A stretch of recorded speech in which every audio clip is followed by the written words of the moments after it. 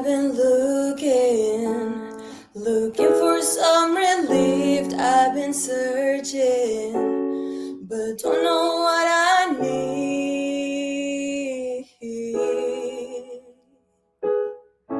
Lost in my thoughts, don't know what to believe. The truth has always been right in front of me.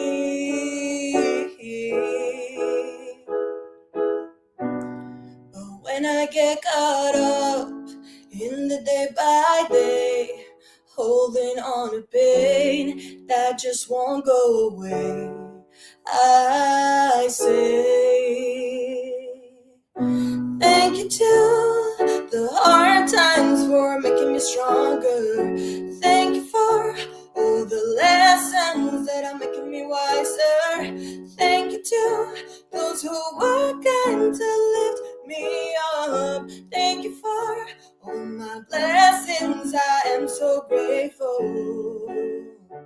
I just gotta say thank you. I just gotta say that when I get caught up in the day by day, holding on to pain that just won't go away, I say thank you to the hard times for making me stronger. Thank you for all the lessons that are making me wiser. Thank you to those who are kind to lift me up. Thank you for all my blessings. I am so grateful. I just gotta say thank you. I just gotta say thank you.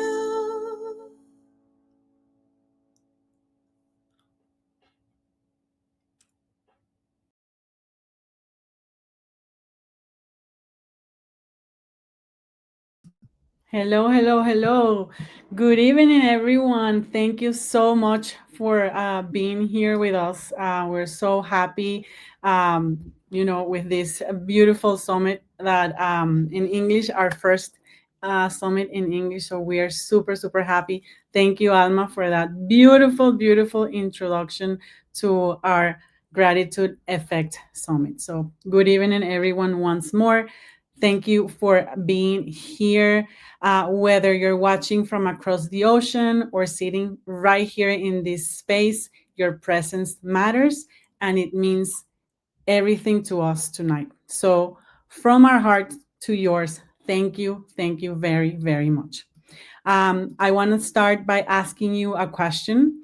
And when was the last time you felt deeply, honestly, profoundly grateful, not for something big, but for something simple? Maybe the way the sunlight landed on your face this morning, or maybe the sound of someone laughing, a baby laughing in the next room or next to you while you were working, or just maybe the fact that your breath, your life continues moment after moment, even when you forget to notice. Gratitude, it's not just something we feel when everything goes well. It's a practice, and it's a state of being, a way of relating to everything, our joy, our pain, our purpose, our challenges, with awareness and reverence. That's what's important about gratitude. And that's what we're going to be talking today. This summit, the Gratitude Effect Summit, it's not about just adding another practice to your to do list. It's about remembering a truth you already know. And that gratitude is medicine, it grounds us, it heals us, and it reminds us that we are connected, whole, and divinely supported. When we shift into gratitude, we shift everything. Our relationships soften, our nervous system relaxes, our creativity awakens, our energy rises, and our spirit begins to speak more clearly. So, tonight, You're not just attending a summit, you're being invited into a movement and remembering. Each of our speakers tonight embodies this message, not just in theory, but in how they live, love, and serve. And I'm so happy to be able to share with these beautiful, beautiful women that we have here today. Together, we will journey through the many expressions of gratitude in the body, in the heart, in community, in healing, in nature, in silence, and in energy. So we're gonna tap into gratitude into different ways, in our body, in our mind, in our emotions, in everything that we are. This is the gratitude effect. It's not a concept, but a lived vibration. You are not here by accident. So if you're here with us, thank you again, because what we want to share with you is something beautiful from each of our speakers. You are part of this shift. So take a deep breath, feel your heart, and let gratitude begin working its quiet magic on you, even now. So let's begin. Again, I'm super happy. My name is Sananda. I'm a Master Zoly of the ZOLEMGeh Estrella formation. And I want to introduce to you our speakers. We're going to say hi. And then after that, we're going to start talking about what the topics that we're going to be sharing with you today. So let's go ahead and start and bring to the stage Alma, beautiful Alma. How are you, Alma? I'm doing great. Thank you so much. Super excited and honored and grateful to be here with all of you today. Beautiful. Thank you for that beautiful song that you sang to us. It's perfect way to introduce this gratitude effect. So thank you, thank you, thank you. Thank you so much. Also, let's bring to stage beautiful Julianne. Where is Julianne? Hi, Julianne. How are you? I'm doing very well, thank you. Awesome. Thank you for being here. We're super happy that you took the time to share with us your experience. She's gonna have a great topic today. But wait, we just have to wait and see. Now let's bring into the stage our beautiful Emmiel. Hi, Emmiel. How are you? You have your microphone off. Hello, everybody. I'm doing great. I'm so happy to be here with everybody, and I hope you enjoy because today we're gonna talk over this very powerful feeling that everybody should have is the gratitude. Oh, yes. Now let's bring to the stage beautiful Cecilia. Hola, Cecilia. How are you? How are you? I'm very grateful to be here and I'm happy and I'm ready to share all my experiences with my fur babies. Beautiful, beautiful. Thank you, thank you. And last but not least, our beautiful Armonia. Where is Armonia? Hola, Armonia. How are you? Your microphone is off. Oops. How are you? I'm so happy to be here. Very grateful for this space and for all the people that are watching us. We're profoundly thankful. So let's have fun and through gratefulness. Yes, exactly. Let's have fun. So thank you, ladies, for joining me on the stage right now. Well, we're going to start our summit. I'm going to the introduction of the first person that's going to talk. So stay with me because what we have to start with, it's beautiful. Our first speaker is our beautiful Alma. And she's going to talk about finding meaning in the journey of life. She is a beautiful, beautiful woman, and she's my niece. And her voice doesn't just sing, it awakens, as you can see. You saw when we started the summit. Alma is a soulful singer, a songwriter, a master Zoly, and Angelical life coach whose music is more than a melody. It's medicine. So please listen to her because her music will transform your life. She guides others to reconnect with their light through love, presence, and sound. Her gentle strength invites us to stop performing and start being. Please welcome the radiant and heart-led Alma. The stage is yours. Thank you so much, Sananda. I'm so honored to be here with all of you today and to share this stage with such amazing and beautiful women. I am truly honored. And we're going to have fun. We're going to talk of a subject that I truly love and I'm very passionate about, and that's finding meaning in the journey of life. And first of all, thank you for being here for us, but most importantly for yourself. And whether you're going through transition, through change, through success, through healing, whatever it is you're going through right now, I want you to remember that this right from the start. And it's that your life already has meaning, and that life, it's not about reaching a destination. It's about learning how to live, how to love, how to feel, and how to grow along the way. And finding meaning, it's not something that you get once you achieve a certain goal or once you feel ready, but right here, right now, in the outgoing journey of life. Now, let's explore how, and first, let's dive into what meaning really it's about, right? And this can have a different description for everybody, and it depends on your perception of what meaning is. But to me, meaning it's feeling connected to who you are and why you do what you do. It's being present even when things don't feel perfect, or when things don't go the way that you wanted, or the way that you had in mind, or the way that you expected it to go. And it's also sensing that even your struggles, they have a purpose. And you may not see the purpose right away or right when you're going through that situation, especially if you're going through challenge or through something uncomfortable. But I promise you that after our talk and all the presentations that we have today, you may have a different perception of that. So I invite you to open your heart, open your minds, and to truly listen and to truly be present.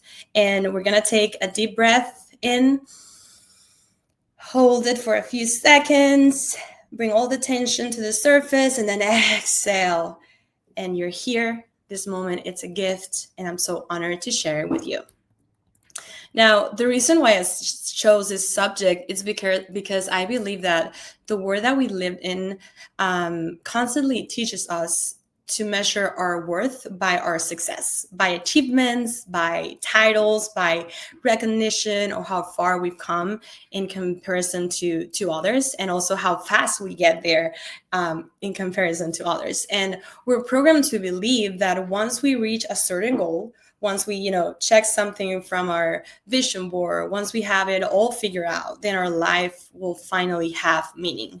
Then, we will be able to enjoy life or to feel grateful because we have finally achieved or accomplished everything that we wanted. And it's not just career. It's not just like status. Sometimes even things that are meant to nourish us, like wellness routines or self-care or healthy habits, become part of that pressure. Especially with social media trends and comparison, that can subtly convince us that the more we do, the more productive we are, and then the more valuable we are, even if we're doing good things for ourselves, right? And when we start believing that our value increases with how much we accomplish, how well we keep up, or how closely we match an ideal, it gets difficult because we stop enjoying life, and then we just start focusing on doing more. And we think that doing more will make us worthy because we have to change, because we have to do something different, because we have to achieve all these things. But when we release the pressure to prove ourselves to others, and sometimes the pressure off our shoulders from ourselves, from the expectations or the things that we think we have to do because that's what people expect from us, or what we, the expectations that we set for ourselves, when we release that pressure to always be defending, to always be like fighting and constantly moving, we make room for something sacred. And that's something sacred to me. It's gratitude, it's joy, it's connection, it's also abundance. And abundance is linked to creativity. And in order to be able to find our meaning, we have to give us a space of abundance, of truly being able to enjoy life, to enjoy things, and not just do them because we have to check something off a list.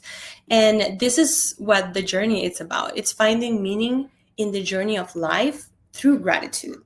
And we're gonna learn how to do that. Now, I wanted to share a little bit of my story, because when I chose this subject that we're discussing today, it's something that over the last 2-3 years of my life I've been experiencing, and I've gone through a lot of change, a lot of different things in my life. And I started singing because I loved it. And I started singing since I'm able to remember, since I was a kid. I always loved performing and singing and just being on stage and being able to connect with people that way. And music has been my best friend truly through my whole life. And it has been my connection to myself, to my soul, to God, to my faith. It has been my way of communicating with others, to express myself. And sometimes music has been able to put into words what I'm not able to express. And it has allowed me to connect with my emotions and my feelings and truly understand. Now, as time went by and I started getting exposure and I started having more opportunities, and I started with connecting with people in the industry and doing the same thing, something kind of shifted. I began to believe that my value depending on how successful I was, or how many things I had on my list of things that I had achieved, or how many people were listening, how many views, the numbers, the metrics, and how perfect everything could be. And all that pressure and trying to make everything perfect before I was able even to put it out there really made me think that my worth and my value came from what I achieved. And I also felt that people, like the people around me, my friends, or even people I didn't know, just the people that I was singing to, were expecting that of me, or were seeing that in me, like, oh, she's valuable, or she's worthy because she sings, or because she does this, or because this and that. And that realization was kind of painful and hard, because I wonder, like, what if I'm not doing music, or what if I couldn't sing? Then where will my worth or my value be? And then I started kind of losing the joy of doing music just because I loved it. And singing became something that I had to do right, because I had to achieve all of these things, and singing and music was the way to do it. And I put so much expectations on music, on myself, and it just really took away the enjoyment and the love. And of course, I share my story through music because that's my path, that's what I've experienced. But this applies to all of us. And I'll give you 2 questions, because the easiest way to discover what expectations you're carrying is to ask yourself first, what does success mean to you? And that could be money, that could be relationships, that could be a certain job, that could be, being wealthy, or, that could be having a family. Whatever it is, it means something different for everyone. And the second question is, what do you believe you need to achieve or to become to finally feel fulfilled or worthy? And these two are super linked, because when you find the concept of what success means to you, then you see, okay, so what do I need to achieve to finally feel that success? And then that mindset keeps us always like in a hamster wheel. There's always something missing. There's always something to chase. And I promise you that once you achieve all of those things that you think you need to feel successful, to enjoy life, to find meaning, there will be something else. Because that's what, the world right now programs us to do. Like, there always has to be something. You always have to do something better, something bigger. And sometimes without realizing it, we attach our meaning to those answers, to what success means to us, and to what we think we need to achieve to feel that fulfillment or to feel worthy. And it's because, again, once we think that once you get there, then you'll be happy. Once you get there, you'll give yourself permission to enjoy life, to be grateful, to wake up every morning and be like, oh my God, I love my life. And I love, just the fact that I'm breathing and I'm here. And we overlook those things sometimes just because we're so focused on being productive and thinking that doing more, it's, doing better. And life had a way to show me that, if you pay attention to the present moment, I realized that I was just carrying so many things that I had to do, that I, just so much weight, like a huge list of things that I had to accomplish before I could even, feel myself again, or enjoy music again, or just enjoy life. And we forget, when we just, fill ourselves with this huge list of to-dos, to just be in the present moment. And I overlooked the fact that I even had music at all. And that's the whole point of this. It's that, yes, success and, all the things that that your heart wants and that you desire and that, you really, really are passionate about, those things are important, and those things will bring you joy, and they'll be great moments, but they won't tell you what your meaning is, because meaning, it's when we're present, it's when we're here. And I'll give you an example. I focused so much on the fact that my music wasn't where I wanted it to be, or that my voice wasn't where I wanted it to be. And I focused on the technical part and just trying to make everything perfect, that I overlooked the miracle that I even had music, that I could sing, that I could feel, that I could connect through sound. And that's what gratitude shows us. It's to pay attention to, let's say, the basics of life, to go back to the basics. That's why I call it. Maybe the simple things are not simple at all. They're really miracles. It's, let's say that you wake up in the morning and then just feel grateful because you're opening your eyes, because, you just came from maybe a beautiful night of sleep, that you are able to open your eyes, to take a deep breath, to enjoy your morning coffee, to feel the sunlight on your skin, to see the stars. Maybe it's a message from someone you love, or being able to be surrounded of the people that you love, and, just waking up to another day. And even if you have things that you don't love at the moment, maybe it's a job, a situation, a challenge, an experience that you're going through, if you go back to the simple things, if you go back to the basics, that will allow you to take the pressure off your shoulders and to be in the moment. And that's why I'm talking about this, because when I started practicing gratitude again, and when you start practicing gratitude, I began to notice meaning in those things. And those simple things have kind of really brought me back to my heart, to remind me that I am not what I achieve. And yes, you can have your passion, you can have things that you love to do, that you thrive for, but you are valuable right here and right now without those things. Like, just as you are, just for the fact that you're here, that you're breathing, that you're present, you are valuable. And just connecting back with gratitude really reminding me that my worth was not what I achieved. It was, my worth was who I am when I'm being fully present, and that is enough. Now, there are a few things that I've learned along the way, and I would love to share those with you. There are 3 things. The first thing is that there's presence over perfection, and to stop waiting for everything to align before you allow yourself to feel alive. And that meaning isn't found when everything looks perfect.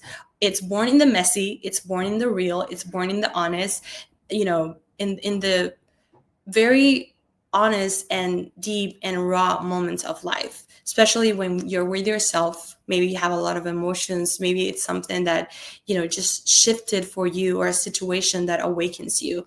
So being present over focusing on the perfection. And perfection can be, something that you want to achieve a certain way, or you can also be having, a list or a plan of how everything has to go. And if it doesn't go that way, then you freak out. And it's like, well, what am I going to do now? Or, where's my value? Where's my worth if I can achieve those things, or if things didn't go the way that I planned?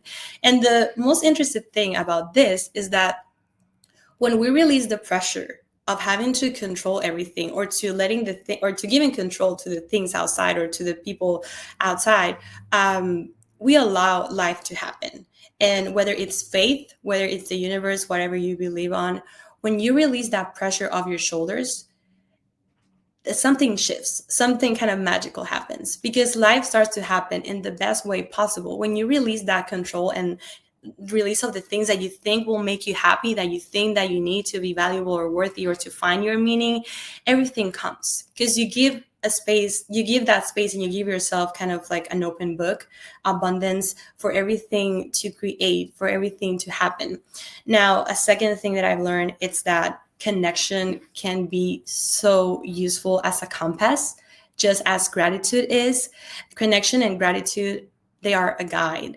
And that, remember that we're not meant to do this alone, and that relationships with others, with nature, with Mother Earth, with your heart, with your soul, with your universe, with God, with your faith, all the relationships around us, even the ones that may, the good ones and the one that may be challenging experiences, everything shows you something about yourself. Everything is there to show you something that you may not want to see. So that's why relationships are so beautiful, and our family, our friends, partners, whatever it is, the people that you work with, they help us rediscover who we are.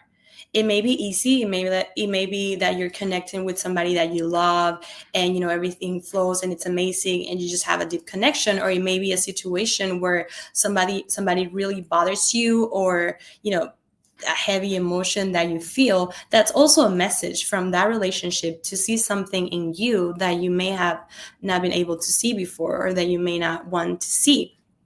And gratitude deepens those connections, those relationships, because when we start to feel gratitude and we start to really value those relationships, whether it's good or not that good, we allow ourselves to find meaning behind that.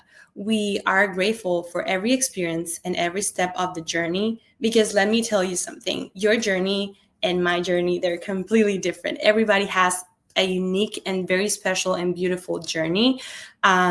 So when we open our hearts to gratitude, we stop comparing to others. We stop comparing our journey or the timing of our things to the timing of other people. And then you start valuing your journey for what it is. Because every lesson and every challenge and every relationship and every person that you've met along the way, it all means something. Whether you see it or don't see it yet, it means something.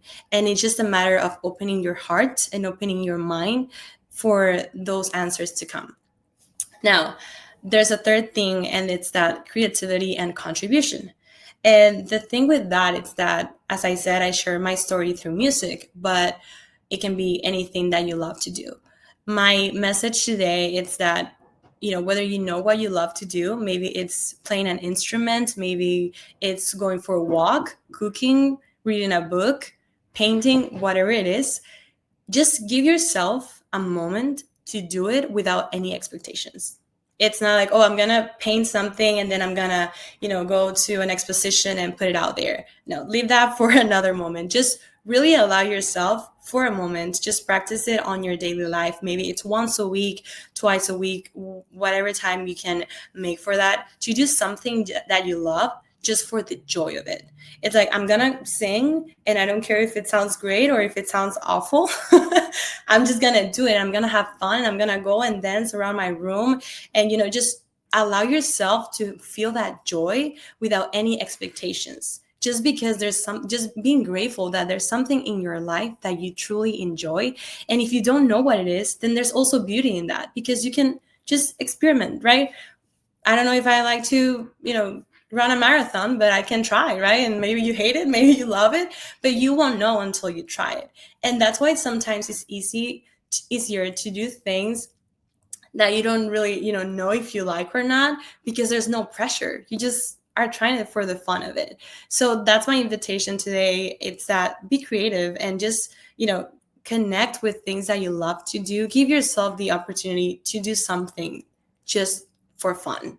Whatever it is, maybe it's watch a movie, just be there for fun, just be present, and just share with me after what it feels like to do something without any expectations of where that hobby or where that experience will take you. Just enjoying the moment in the present. And when it's about contribution, talking about contribution, it's that once you find a hobby or something that you love to do, or maybe it's something that you want to share with the world, first, remember presence over perfection. It doesn't have to be perfect. It just has to be real. It just has to be genuine.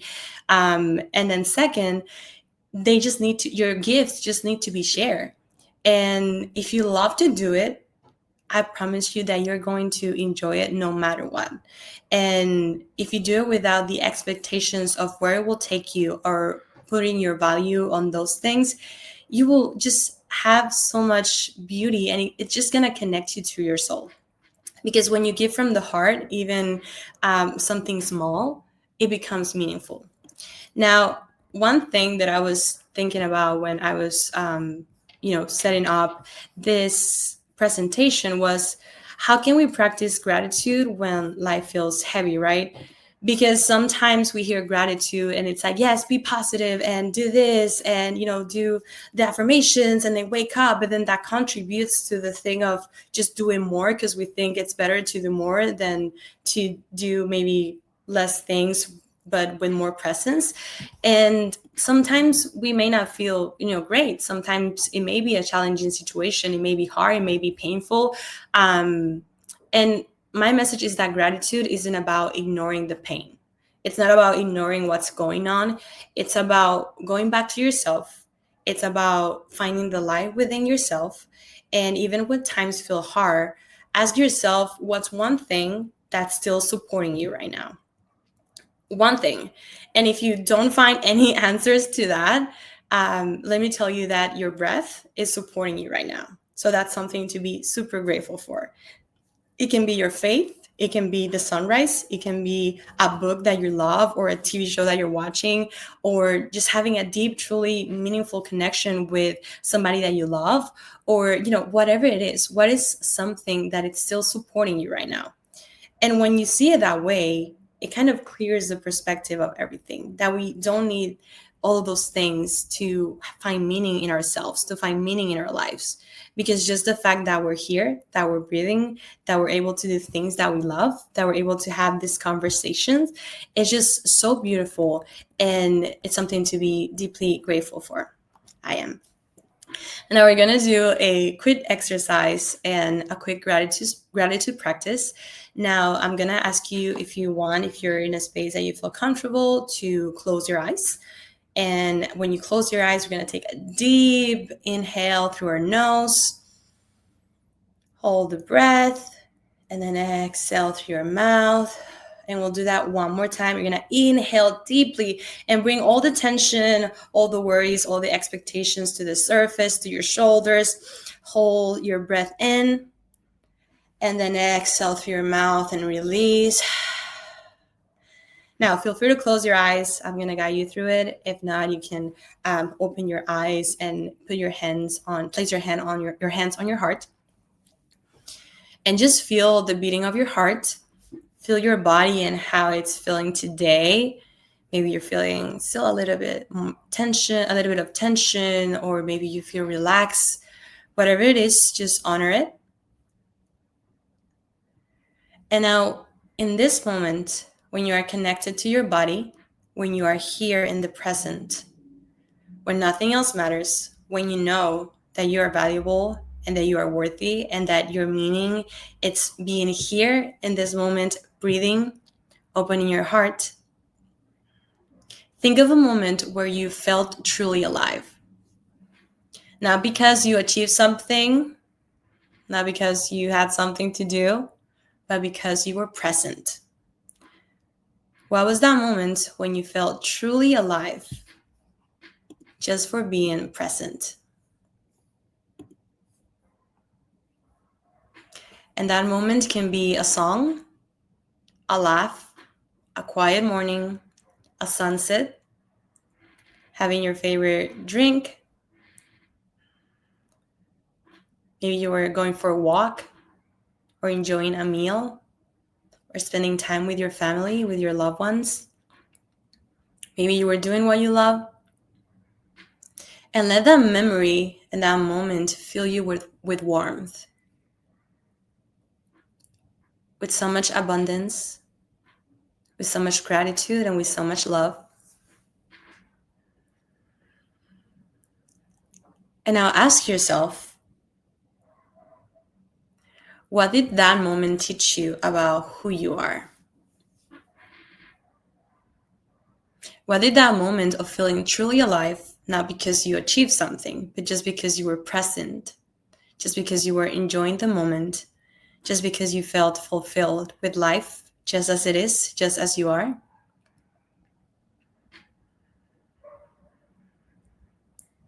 And then think, how can you bring that feeling into your life today?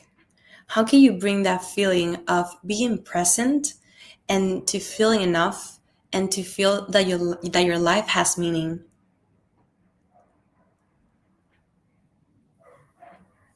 And I think, what are you grateful for in this very breath, in this very moment? The first things that come to your mind, whatever it is, just honor it and just be grateful for it. Just feel the gratitude fill your heart. Not because it's perfect, but because it's real. But because you're here. Because you're worthy. And still with your eyes closed or deeply connected to your heart in this moment, take a deep inhale. Take a deep exhale. And remember that you are already enough. That you are already meaningful. That your life has meaning. That there's nothing to chase and there's nothing to prove. That life, it's there to enjoy it. That your journey, it's there to make you the best version of yourself. That the expectations are just thoughts of the things that we need, that we think we need, that we think will give our life meaning.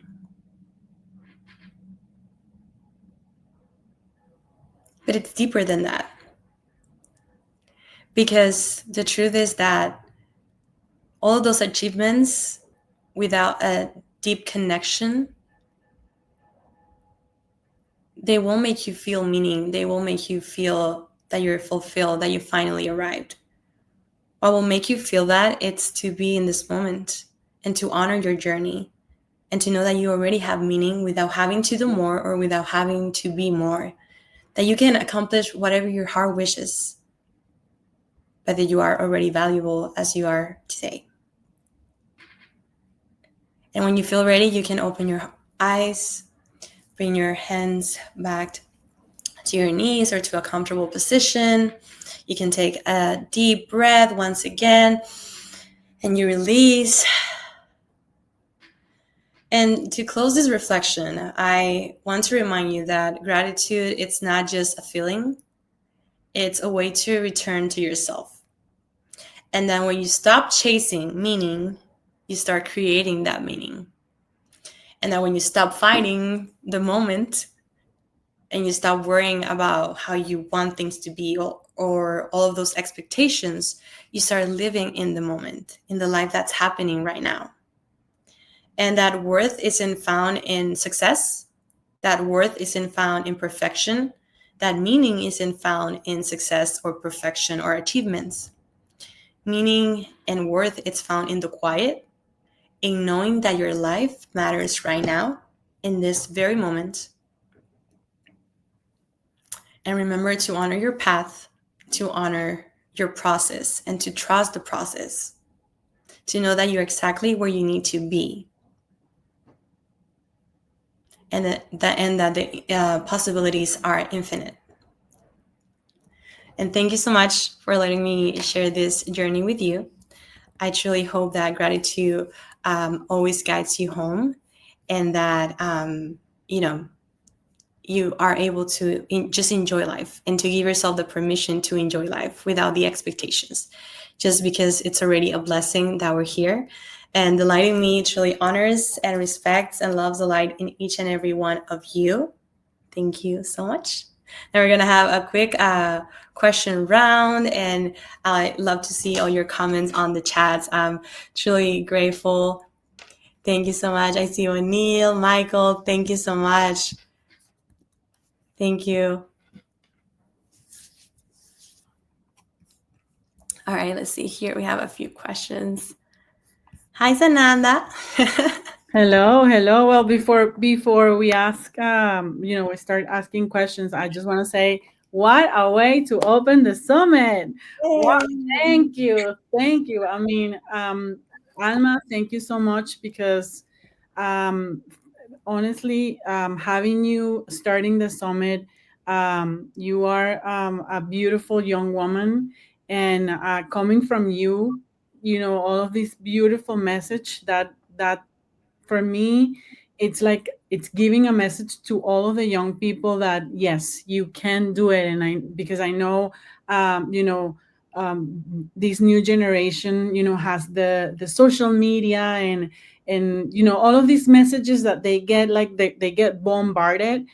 um, a message coming from you, it's beautiful. So thank you, really, thank you for a wonderful opening of the summit. So now, yes, you can go ahead and answer your questions. No, thank you so much. Thank you to everyone for being here today. I love seeing your comments, and it's just such a beautiful way to kind of stop and connect with ourselves, and just to stop thinking that we have to do and always be productive, and that if we focus on our values and the things that we love, life will find its way, and our journey will find its way and its meaning.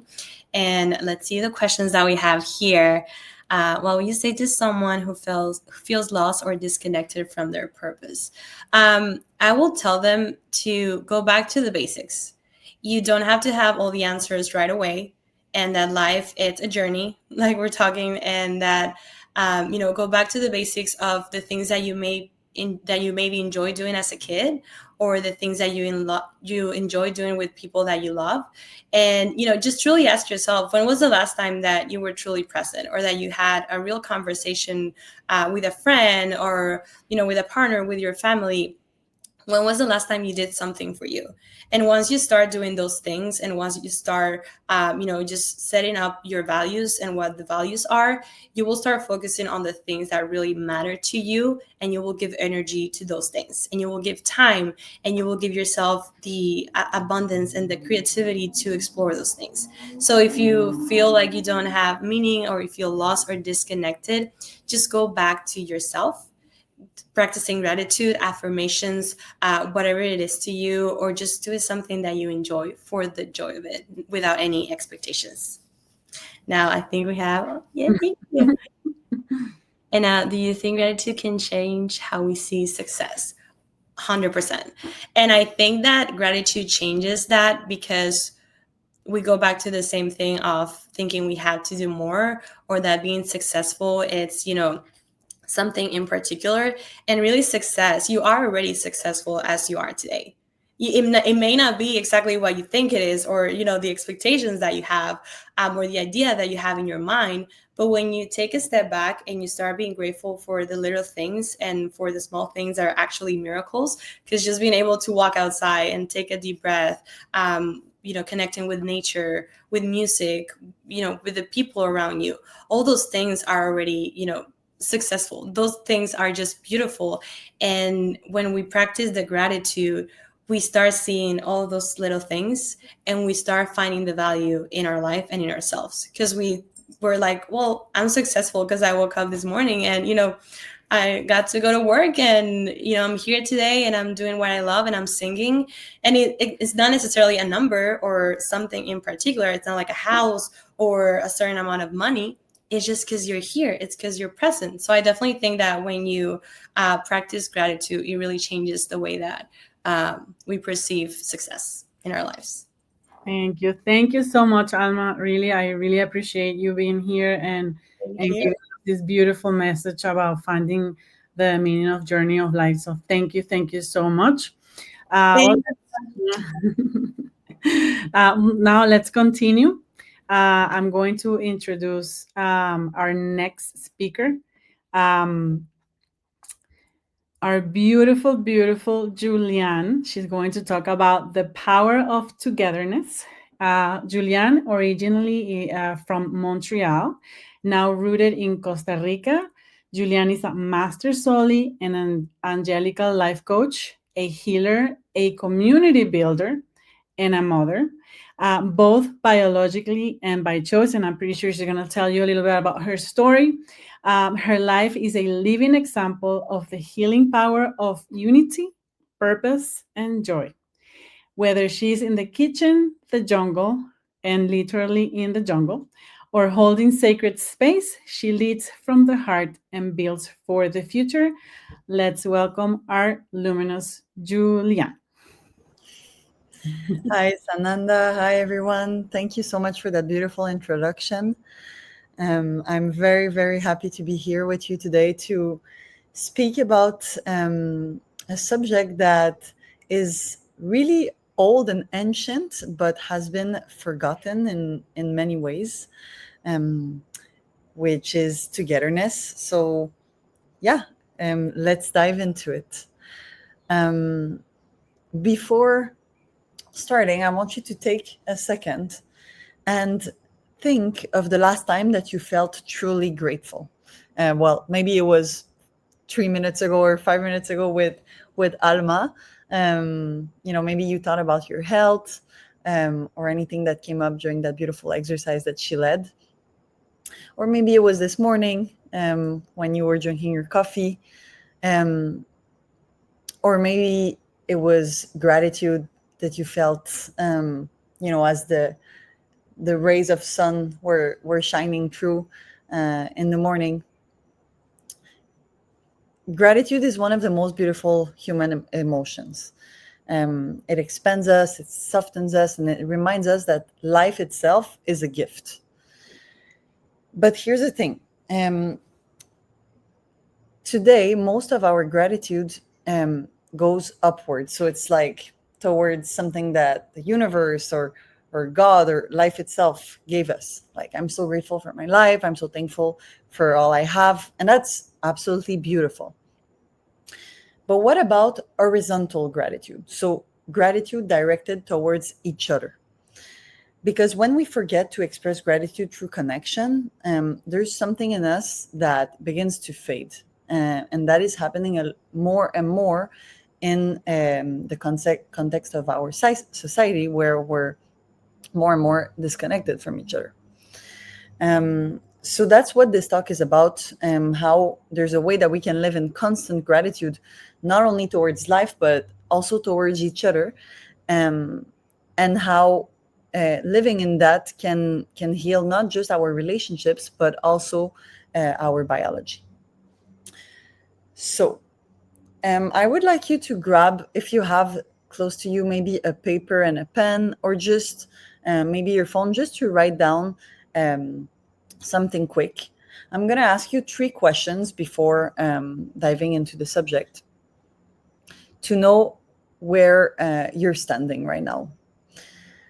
So let's say that you're cooking a recipe and you're missing an ingredient, okay, an essential ingredient to the recipe. What do you do? Would you, and that's letter A, would you go buy it nearby? B, would you skip the recipe completely or try to find an ingredient to replace it? Or C, would you ask a neighbor? Okay, second question.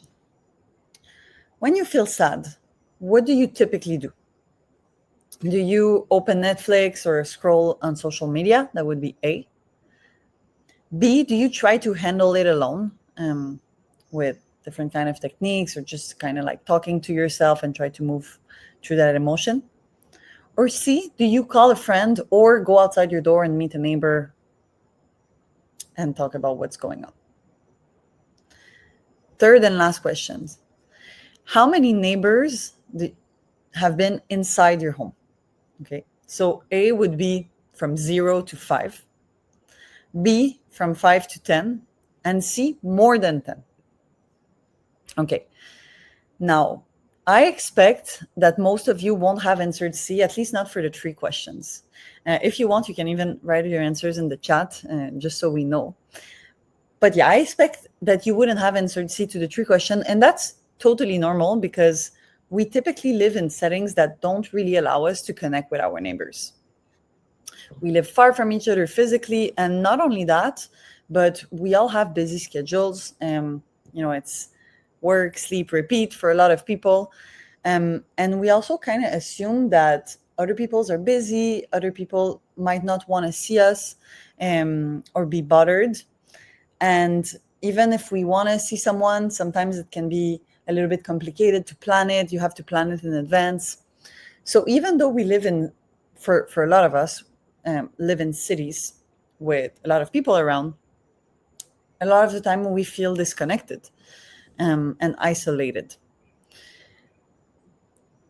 Even if you have a lot of neighbors that you do connect with, most likely you haven't picked your neighbors based on your values, on their values, right? So it's more like random, like we all chose to live in that same neighborhood, and it happens that we do some kind of activities together, but there's not like these common values that you share, right? So yeah, that's how a lot of people are living right now. But what if I told you that there's a different way to live? And as I said before, this way is not new. It's actually pretty ancient, and it's called community.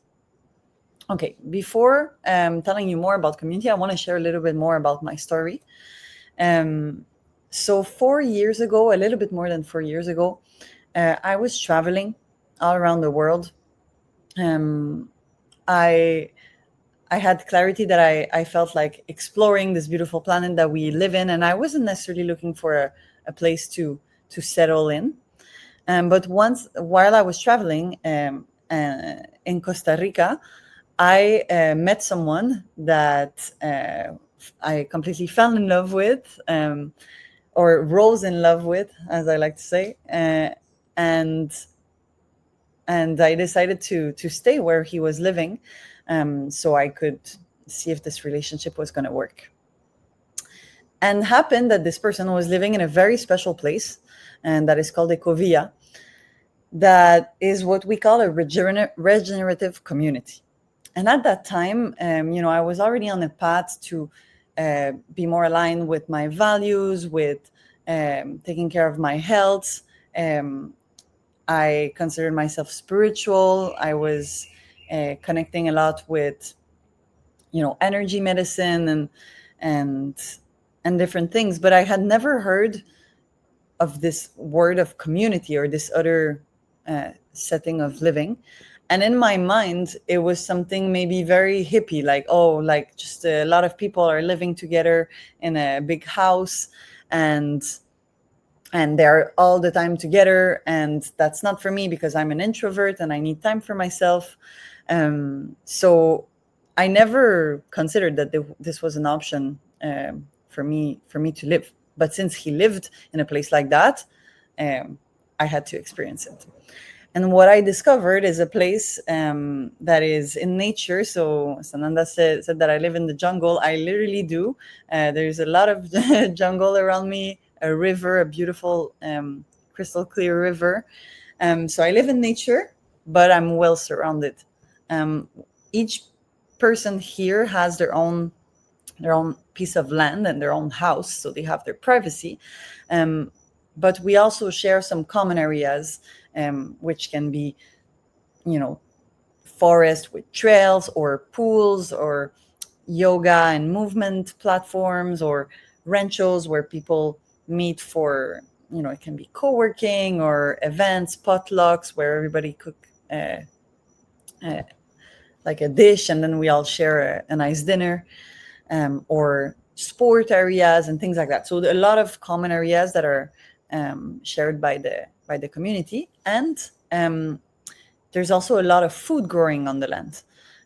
So these projects, these communities, really the mission is to find lands that have had an impact, an ecological impact, and be able to plant a lot of trees to regenerate the land, and then people can eat what's growing around us. And since we're in Costa Rica, a lot of food is growing around us. There's many fruits and vegetables that we get to eat from the ground. So I discovered that, it's possible to live in that kind of setting and have the privacy that I needed, but also connection, which I'm going to speak about now. I also discovered this thing that people here call the gift economy, where the name says it. It's an economy based on gifts. So here, we will have every day different events going on, a workout class, a yoga class, a lunch, anything, a workshop, anything that you can think of. And people will just give it, offer it to the rest of the community without charging anything. And people that feel like participating can participate if they want to. So it creates this constant opportunity to be grateful towards each other, because you have all the time these amazing events that you're so grateful that people are organizing. And maybe you offer something once, or at first, when I arrived, I wouldn't offer anything because I didn't feel comfortable, and after a while I felt like I wanted to give as well, but there's no expectations. So it's quite amazing that you give once and you receive like 1,000 times. So we're not also like disconnected from the world. We live, it's an ecological community, so things are done in an ecological way, but it's also 2025, and there are many ways that you can build things in an ecological way, and that it's still super comfortable. We're connected to the rest of the world. I'm here with you right now, so we have fiber optic internet, underground electricity, and all of that. So it's both ancient and revolutionary.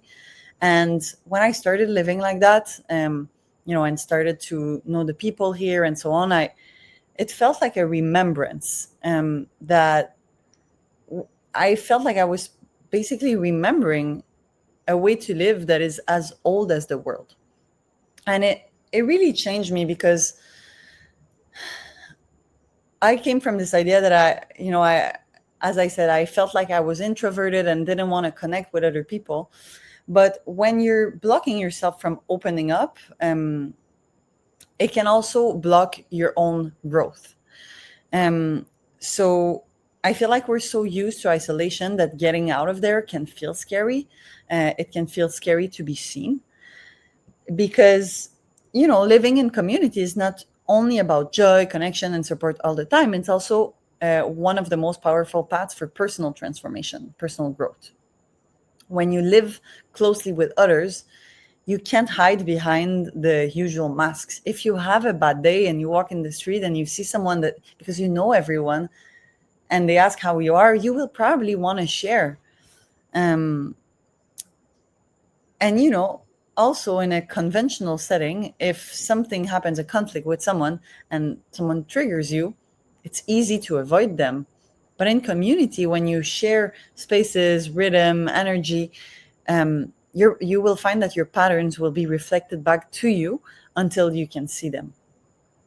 So this is what I like to call the mirror effect, that the people around you become like living mirrors. And that you have probably noticed before.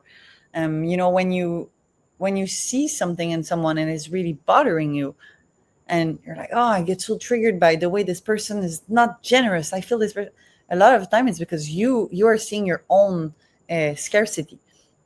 And yeah, I could give 1,000 examples, but a lot of the time when we feel triggered by how other people are acting, it's just things that are inside of us that we haven't fully healed yet. So in that way, living in community can reveal the parts of yourself that still crave that understanding or healing. It's not always comfortable, but it's really liberating. On the energy level, when you live in an intentional community, there's usually a higher energetic coherence, because people meditate, people share values, they connect with the land.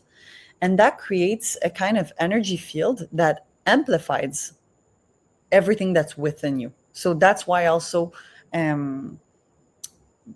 that living in community is a path for growth, because it's like whatever you have inside, for some reason, with that energetic coherence, it just wants to go out and be seen. So if you're in resistance, that resistance will feel stronger. People come here and they notice it from the first days. Like if they have things inside that are going on, it will really come up. If people are in openness, it expands faster.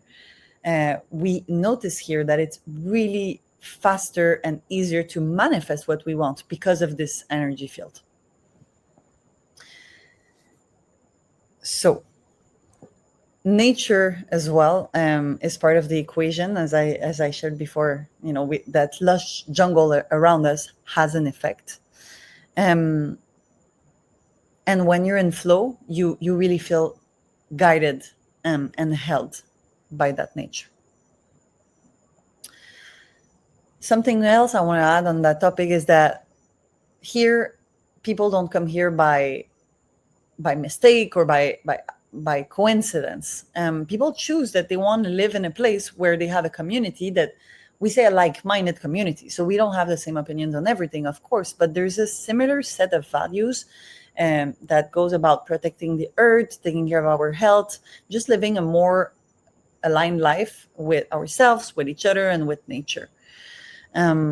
So there's people from all over the world, all kind of different backgrounds and all kind of different ages who live here. So there's not like one culture dominating, but it really feels like we're creating our own culture. And that culture is rooted in positivity and a better view of the world, because we all choose that we want to live a better life. And we hope that we can also give this to the future generations to come.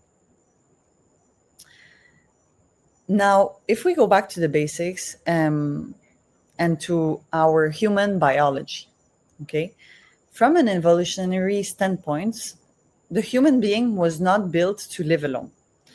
For millions of years, our survival was depending on cooperation and attachment, because we hunted, we protected, we raised children together. So because of this, even today, even if we live in different contexts, our biology didn't change, and it still rewards connections, and it suffers when we feel isolated. So the main biological systems that are involved in that, we're not going to go too deep in the details, but I think it's still interesting for you to know, is first of all the oxytocin that you might have heard of, and because it's a bonding hormone. So it's a hormone that we usually associate to love, but it's not just related to romantic contexts. It's also released through all kinds of relationships, and even through movements. Like if we dance together, we chant together, or we work out together, we release a lot of oxytocins. If we don't do these things, if we do these things within a group, especially if it's within a group that makes us feel safe and seen. So oxytocin has many positive effects, and one of them is lowering the cortisol, that is a stress hormone, and it also helps the immune system function better. And then the other system that is really involved with all of this is the vagus nerve. So this nerve connects your brain to your heart, to your lungs, and to your gut. And it's related with your feeling of calm. Okay. So seeing the same people daily brings trust, brings predictability to your day. Being around people that makes you feel safe really helps our nervous system in that sense. Also, just on the psychological side of it, the human nervous system always seeks co-regulation. So if you have kids or you have kids around you, you might know that babies, they learn to calm down by being held, by being seen, and by being soothed. Okay, if you leave a baby on its own, it will not do good. But as adults, we still need the same thing in a different way. So it can be through friendships, through family bonds, and community spaces. So that's still in our biology. And, gathering with other people and working on projects together and doing things together, it actually mimics the same patterns than when we were cooperating with each other a long time ago, whether it was for hunting or finding a place to stay for the night in the middle of the forest. But it activates these same patterns in the brain that are essential. Where I live, we're 48 families. And that's not a coincidence, okay? When you think of a neighborhood, you can have hundreds of families, right? A city, it's thousands, hundreds of thousands, even millions of families. In communities, there's an ideal number of people that you want to have. And that's something that we know from a long time ago. There's a number that is called Dunbar's number. That is the ideal people that you want to have in a tribe or in a community for the community to really thrive and be harmonious. Okay, because if you have too little people, it's hard to find people that you will really get along with. And yeah, there might be some elements that are missing. There might be some roles or that might not be fulfilled. But if it's too big, then you lose that feeling of intimacy, and it can just become like a neighborhood. So for most of human history, people lived in tribes or small communities of between 50 and 150 individuals, where everyone had a role and a purpose. Even the parenting was collective. I don't know if you have kids, you might have noticed that it is hard. It is a lot of responsibilities, and these responsibilities used to be shared. Today, people live in apartments and they have to do everything from the cooking, the cleaning, the taking care of the baby, the working, full-time jobs. It's something that felt like it should be many people taking care of a kid. And we always hear takes a village to raise a child, and really this say is totally right. We've gained a lot of independence in modern life, which is great, but we also lost much of this interdependence. So what happens when we live like this, when we go back to community? Now I spoke a little bit about what happens when we don't, but what happens when we do? First of all, we get to experience the most sacred moments of life, such as, for example, the birth of a child, or even the death of a close one, with more witnesses and more support. I'm going to share two different stories, but I have now she's my friend, but she first came just as a neighbor, and she was super pregnant and was going to give birth in a few weeks. And everybody welcomed her and organized this beautiful baby blessing for her, where was just a really beautiful ceremony to welcome these two people into parenthood.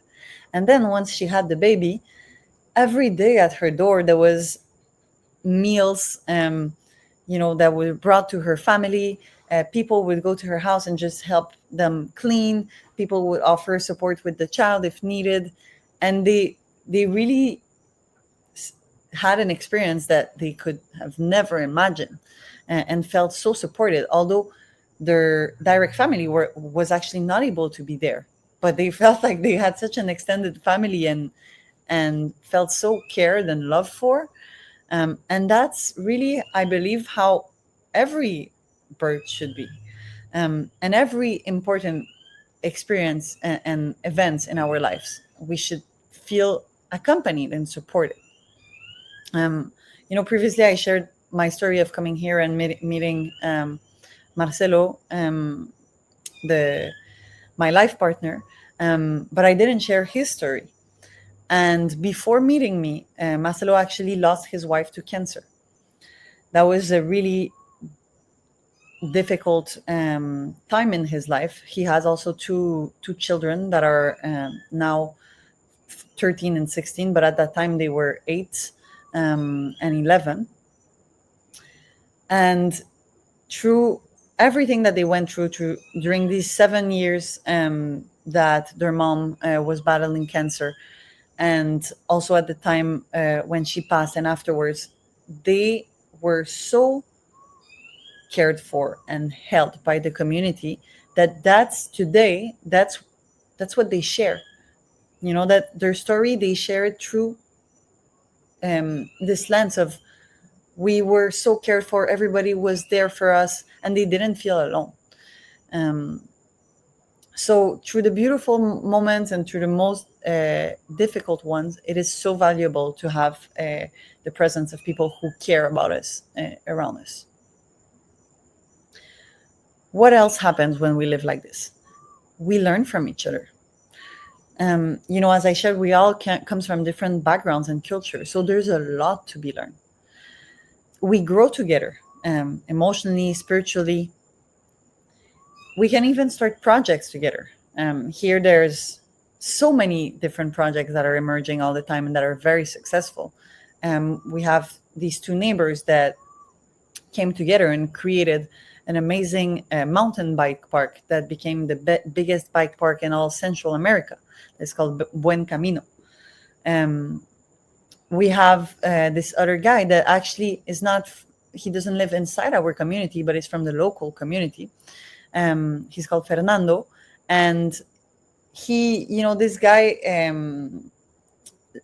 he lived in a very small neighborhood next to our community. And when he was 17, 18, he told his parents that he was gay. And his parents did not accept the fact that he was gay and completely told him that he needed to leave the house. So he came, you know, he came here and asked for work and started working with people. First, he would do, you know, cleaning and starting to get into cooking and develop this passion for cooking. And there's this neighbor that knew that, you know, could see that he was so passionate about cooking. And Fernando eventually shared that he had this dream of opening a restaurant. And he was completely supported by some neighbors here that funded it. And now he has a beautiful, super successful restaurant that is called Casa Victoria. And there's all these stories about people who have these dreams and are able to manifest them more easily because of who they can do it with, or because of the support of some other neighbors. Okay, before I also shared about the gift economy. So, you know, that's another beautiful thing that happens when we live like this. The impact that it has on the community vibration in terms of gratitude is really phenomenal. And, you know, when we all vibrate in gratitude, that is one of the highest frequencies, really close to love, it generates this field that I will talk about a little bit later. When we all vibrate, you know, you might be already familiar with this concept, but when you vibrate in a frequency, it has an impact not just on you, but in your environment. And because we're all connected through love, this frequency actually impacts people around you, your surroundings, even your city, your country, and the whole planet. When you vibrate the same frequency as other people around you, let's say you're in a woman's circle and people are sharing, and you're really in this elevated frequency, or in a singing circle, or in a dance, or whatever it is, this effect is exponential. So the more we are, the greater the effect. And just you know, it's so interesting to think by being in gratitude and living a life that makes us feel fulfilled and remembering it every day and vibrating that, we are having a positive effect on the whole planet.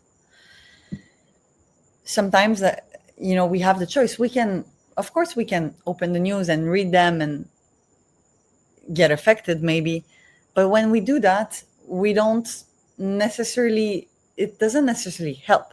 So instead of that, how can we live a life where the vibrancy that we will carry actually will benefit other people?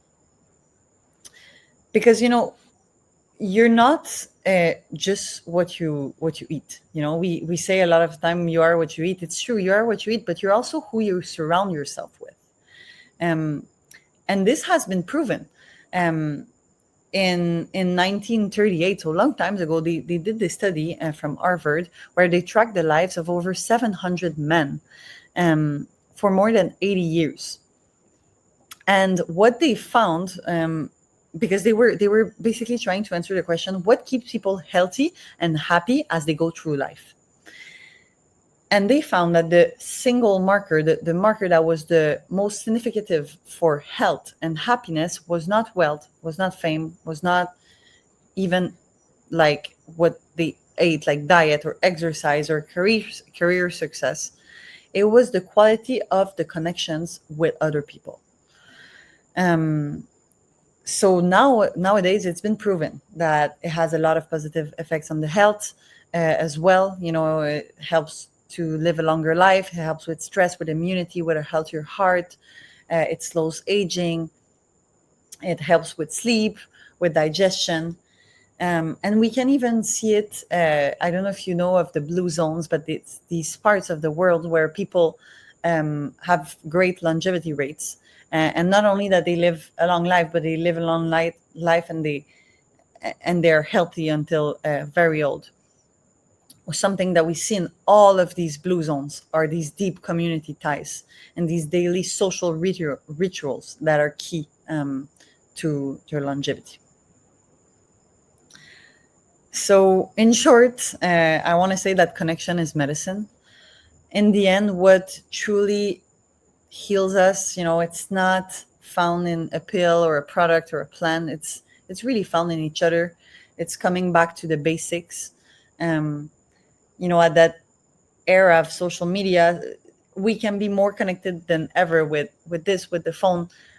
But sometimes we just need to close the phone and look who's around us and connect in that deeper way.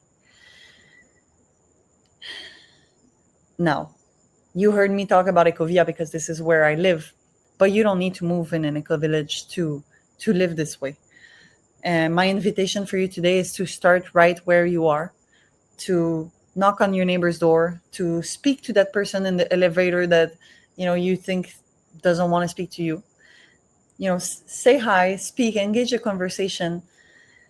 Maybe share a meal, invite someone to share a meal with you. Offer your gifts, your time, your smiles, and create these micro moments of connections. Because every act of gratitude, and now I'm talking about that horizontal gratitude towards each other, no matter how small, it has ripples throughout the collective fields. So thank you so much for listening to me today. Thank you. Thank you, Julianne. What a beautiful concept that you bring to us, today. The power of togetherness and the power of living in community and trusting, all of your neighbors. Because you're right. I don't think there's many neighborhoods where you're able to have that connection with everybody that lives there. And I think it's such a beautiful concept. So please go visit Julianne in La Covilla. You're all welcome to come and visit. Yes, I've been there once. I didn't have the chance to check the whole thing. I only saw where I guess the community area where you guys meet and do all the gatherings and stuff. And I don't think when I went there you had much stuff, but yeah, it's a beautiful it's a beautiful way of living. I agree with you, and I think that's how every neighborhood should be. The concept of the gifting economy, that's beautiful. So thank you so much for bringing that to our attention, because I don't think a lot of people know about it. You have one question. They said, as you explore your place in a community built on gratitude and nature, what feels most alive in you right now, and how does that aliveness guides the way you connect, create, and lead? Thank you so much. That's a beautiful question. What I notice is that a lot of people that come here are really hoping for a better world. Um, they they are seeing that the model that we have right now is not working. It's destroying the planet. A lot of people are not happy. They struggle with mental health issues. A lot of systems are falling apart. So there's this common sense that there's a better way that is possible, and people want to be part of co-creating it. They don't want to be just viewers, or they want to sit in the driver's seat and be part of that change. So it's been amazing to witness how these people are coming with this desire to be part of a better way to live, and how can we all use our strengths to co-create that. So now I would say that it guides a lot of my conversations and my projects, because I see these different peoples with these different ideas and talents, and really wanting to bring in and to be part of that solution. Perfect. Thank you so much. Thank you, Julianne. Again, really beautiful topic that you brought us today. So, well, stay tuned, people, because we have more information. And Julianne, thank you so much. I know you have to do some things, but I know we'll see you again before we finish the summit. So, thank you very much. So much.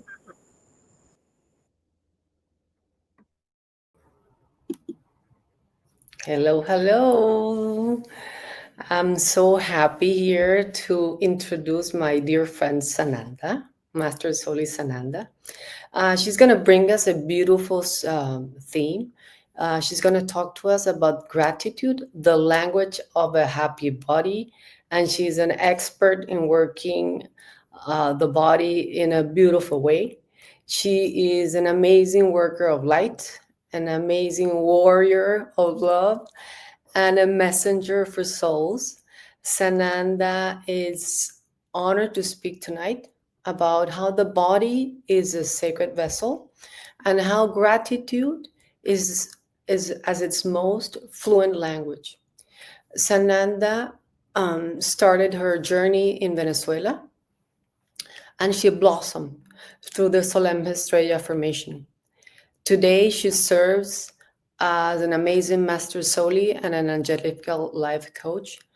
And she's a bridge for healing and transformation.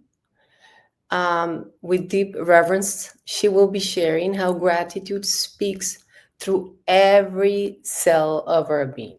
Thank you so much, Sananda, for this subject. Thank you. Thank you for that lovely introduction. Yes. So today I'm talking about a topic that I love a lot, which is the body.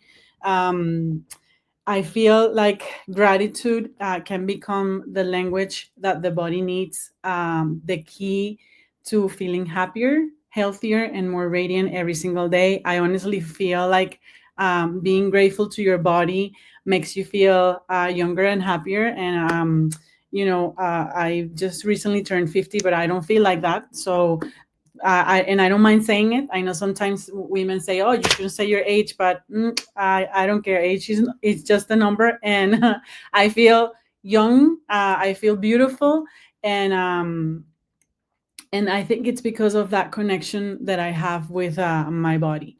Um, for those who know me, and for those of you that do not know me, I love exercising. I've been exercising and doing sports since I was a kid. I started doing swimming. I started with dancing classes, and like throughout my life, I've always been doing sports. So for me, movement is something that I love. and I do with so much fun, and I really, really enjoy it. So connecting with my body runs through my veins, but not necessarily they have always been, like that connection that I have right now with my body. Um, uh, Exercising for me, or connecting with my bodies through exercise, to me it's a way of either connecting with a divinity, like a type of meditation, or disconnection from a situation or something. If I feel anxiety or stress, I exercise, because that, for me, it helps me release those things, and it clears my mind, and then I can connect with what I need to connect in order for me to change that mindset. Honestly, exercising for me makes me feel alive, and even though sometimes I don't exercise like every day like I used to, when I do it with so much fun and passion. Like I said before, when I have done exercises throughout my life, and it wasn't always necessarily how I feel right now about exercising. Back then, I used to do it because I was a teenager. I love swimming. We did it in a competitive way. Dancing, we did it also because we had to do something as an activity after school. And of course, as I grew up, I started exercising because I needed to lose weight. I needed to look a certain way. And growing up in a Latin American country, you have this type of you have to have your body in a certain way, and all of this and all of that. So my connection with exercise, even though I love it, wasn't like I would say the right one. And I'm not criticizing it. I mean, that was the norm. That's how it was back then. That's how I grew up thinking that, okay, exercise makes you feel healthier. You're gonna be fit. You're gonna be strong, and all of that. I started probably, I don't know, maybe 10 years ago or so. I started doing CrossFit, and honestly, I think CrossFit helped me to connect more with my body, connect more with in my mind, because it started to make that click of, okay, I can do this certain type of exercises, and I have to train my mind to focus on it. And it really, I really, really enjoyed it. I kept doing swimming. I did Zumba because I love dancing, and I keep doing all of these things. But now I do it differently. Back when I started doing CrossFit, I had a gym. So I'm going to tell you a little bit about my story, so where you know where I'm coming from. I had a gym. I quit my job and I decided to open a gym because that's how much I loved exercising. And I loved having that space. I met with a lot of women, with a lot of people, and my gym was like a integration of your body, your mind, and your soul. And that's how I approach it, and that's how I still approach that. Of course, my mind still was like, okay, CrossFit, it's very competitive, so I did compete, and I pushed my body to certain limits that I shouldn't have, but I wasn't listening to my body. I was just doing exercises because I loved it. To me, it was like a challenge. So I want to complete that challenge, and part of the things that I did while I was having the gym was that helping women to connect with their body, but in a different kind of way. COVID happened. I had to close the gym. Of course, that uh, created a lack of motivation in me and in my body. And you know what? I was thankful for that. Not at the moment, but after a while, I kept like, okay, let me connect again with my body. Let's see how can I come back to exercise. Something happened while I was having running the gym, where we had a person that said like very negative things, and that affected me emotionally, and I disconnected from exercise for a while. I couldn't connect. So in my healing process, right, of discovering why I felt that way, that's when gratitude came in. Gratitude and forgiveness, not only um, um, gratitude, because gratitude it's a part of it, but forgiving also, it's part of that gratitude. I started to forgive all of those past experiences. I forgive all of the people that put me in those uncomfortable situations, and it took me a while to do that. I feel like gratitude. Yes, we say thank you, right? And we've been speaking about being grateful about everything, about waking up in the morning and all of that stuff. And yes, that is important, but it's how you say the thank you. For me, in my case, that helped me connect with my body. How I was thinking, okay, I'm waking up, I say thank you because this is another day.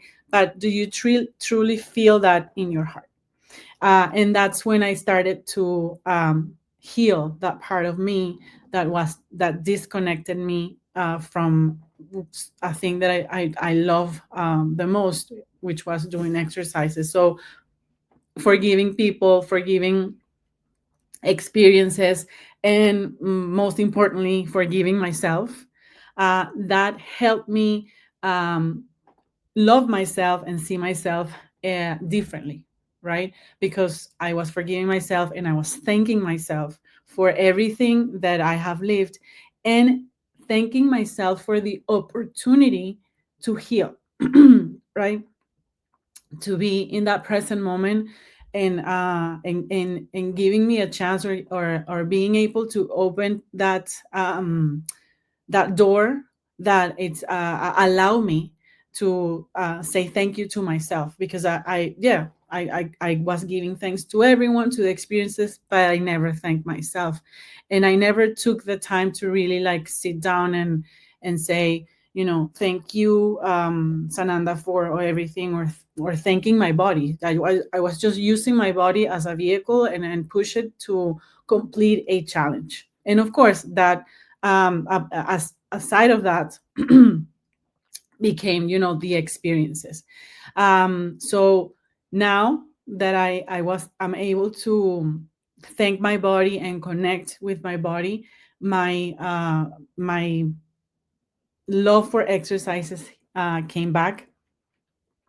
And now, before I exercise, I do like a gratitude ritual for me and my body, so that way my exercises or my movements are more joyful, and I celebrate them every time. And I don't necessarily do the same all the time. I listen to my body and I respect it, and I said, okay, today I feel like doing this, and then the next day it's a little bit different, and to me, that has helped me connect with my body in a different way. So why, for me, it's so important to talk to the body, because your body is always listening, always, from head to toe, inside out. It listens to when you're stressed. It listens when you're sad, when you have anxiety, and all of those emotions. And same thing, it listens when you are calm. But I've noticed with me and with the people that I worked with in the fitness field, right? It's that we people tend to notice more or talk to your body more when you are in a stressful situation. Like when you are relaxed, yeah, you're relaxed, but you're not, okay, well, I'm relaxed. But when you're stressed, it's like, like you feel your body more. So you have to talk to your body. You have to listen to your body also. Like in those situations you are when you are stressed, right, or you have anxiety, you need to stop, right? You need to breathe and relax. Why? Because your body needs it. And my body said to me, thank you for listening. Thank you for listening, and stop being stressed and relax. Because what I've learned is also that when you have emotions, and you go through an emotion, and remember, when we're in the Zolemgeh Estrella formation, we talk about emotions. Emotions are like those negative situations that happen or feelings that you experience, and feelings are the positive feelings that you feel when you are in in a certain situation. So I learned that what do I gain by having an emotion? When I have an emotion and my body feels that emotion, then that emotion is going to be stored in a part of your body. So let's say if you love exercising, probably will go to your knees, it will go to your feet, it will go to your shoulders or your elbow. And people might say, "No, yeah, but it's because I was at the gym and I heard something." Yeah, physically, yes, but emotionally, it's something more deeper. It's something that you are storing, not because of that moment. This is something that you're being carrying along for a while, and that it's going to be stored in your body. And of course, it's going to go to certain parts of your body. We don't know which ones because everybody's different, right? So it's very important to listen to your body, to talk to your body. And you have to do the forgiveness exercises towards your body. You have to say, I forgive, or please, body, forgive me for everything that I've done for you, for everything that I've pushed you, everything that I have felt that make you feel in a certain way. You have to do those forgiveness exercises. And of course, you have to forgive yourself because, in a way, you allowed it to happen and to feel that for you. So now, and that's why gratitude is very important. Even when you're going walking, and we've talked about this, Alma and Julianne have talked about this. You're breathing, you're walking, you're seeing. You have to be thankful for everything in your body. So before you work out, before you go out and walk, and before you do anything that has to do with your body, you have to say thank you. Thank you, legs, for carrying me, for taking me from point A to point B. Thank you, heart, for beating, like, and showing me, like, okay, I'm pushing it too much. Let me lower down the intensity of the workout. Thank you, breath, because if you don't have breath, how are you going to exercise? So those things we take for granted, and the body feels it. But the body feels when you take for granted those things that God gave us this beautiful body. And the body is so complex. I don't think anybody understands 100% how the body works. So I think if we connect with the body, we thank the body for for what we have. And it doesn't matter if you look in your mirror and you say, well, I still need to lose a little bit of weight. That's fine. But you have to love you. You have to love yourself. You have to love your body, because your body is your vehicle. It's how you get to point A to point B. So, and when you do that, everything flows. Your body feels stronger. Your body feels lighter for certain things that you want to do. And for example, I also used to work with seniors, and sometimes they say, no, but I can't do this. No, yes, you can. The age is just a number. You can do anything you want, of course, at your level. You don't have to let go crazy. But if you thank your body, at whatever age, your body is going to react with love, and it's going to give you more. And it's going to make you do things that you thought that, no, I can't do that. That's your mind saying that you can't. Yes, you can.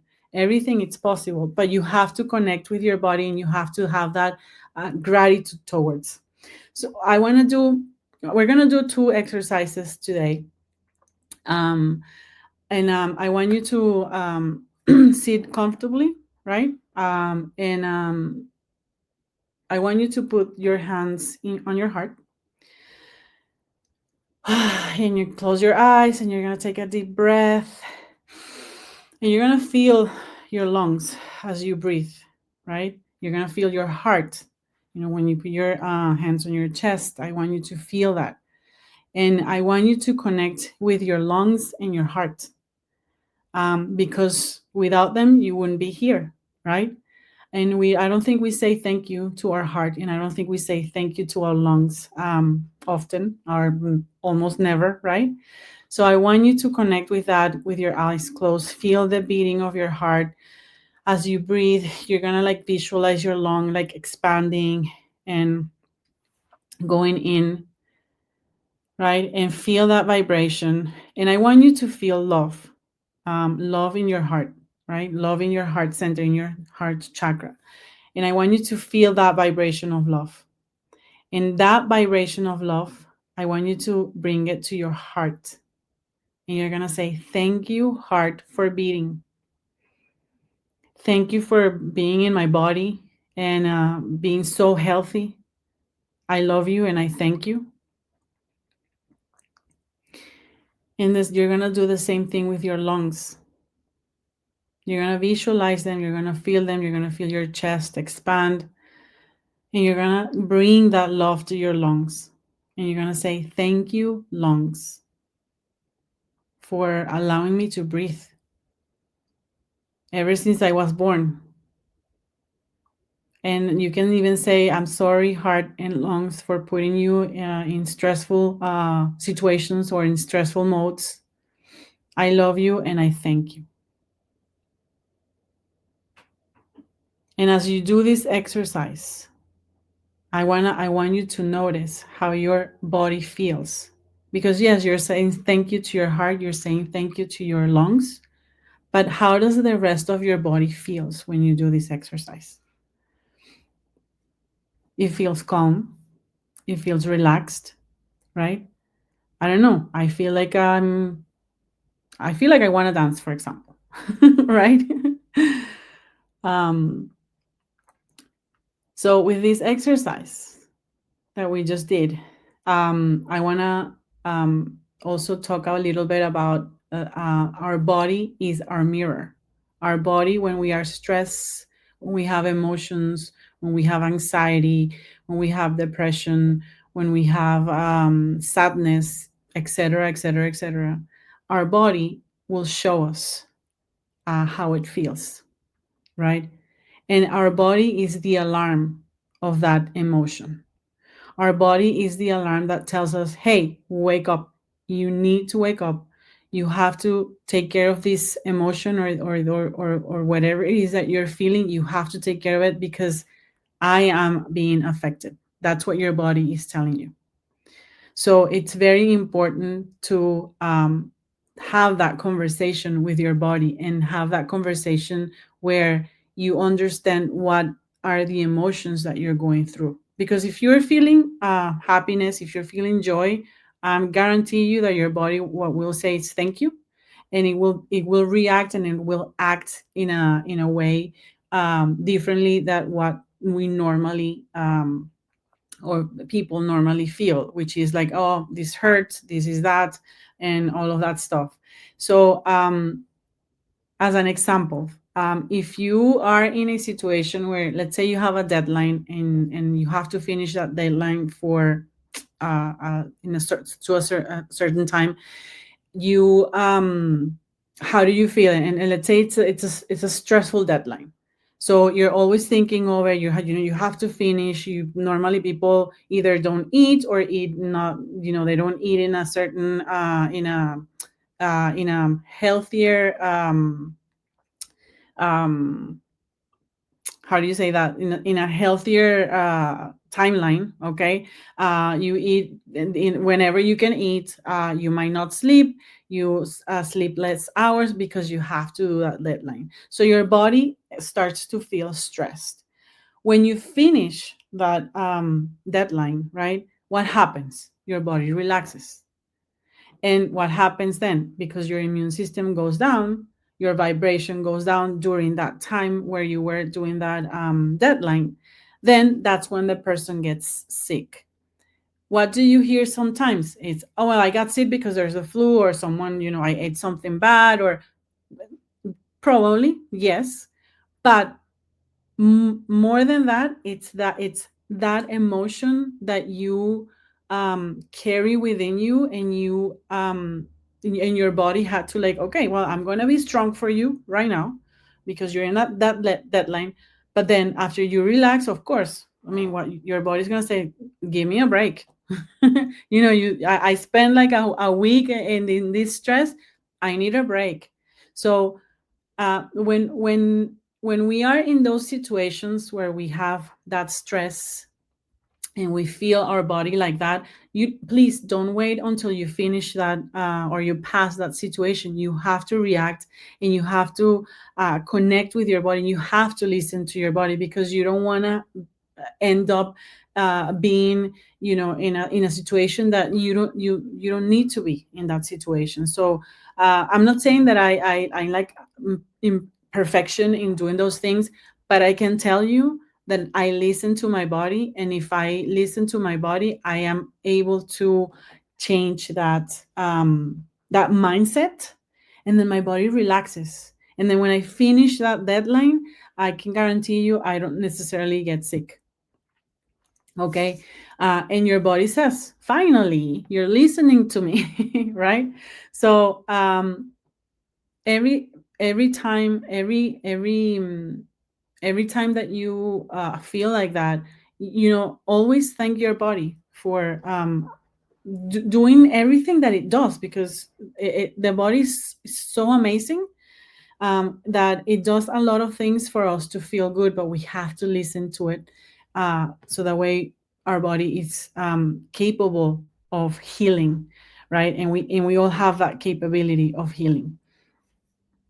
So we're gonna do another exercise, right? And this time, I want you to concentrate in a part of your body that it's not 100% healthy.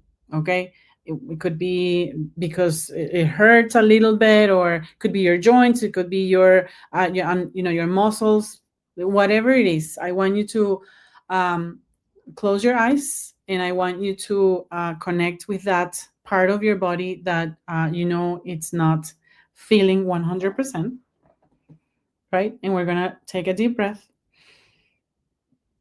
and exhale.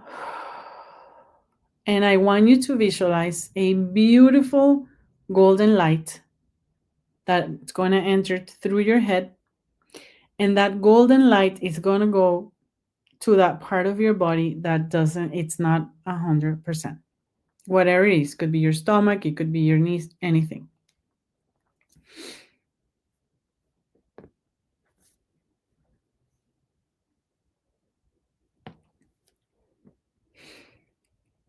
And as you send that beautiful golden light to that part of your body, I want you to send also that energy of gratitude to that part of your body.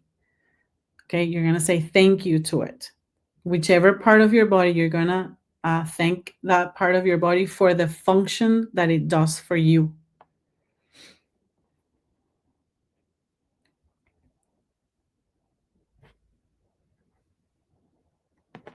And say beautiful things to that part of your body. Say how beautiful you are, how strong makes you feel. Thank you for doing what you need to do in order for me to do what I need to do. And connect to it. And send that golden energy to that part of your body with love, with gratitude.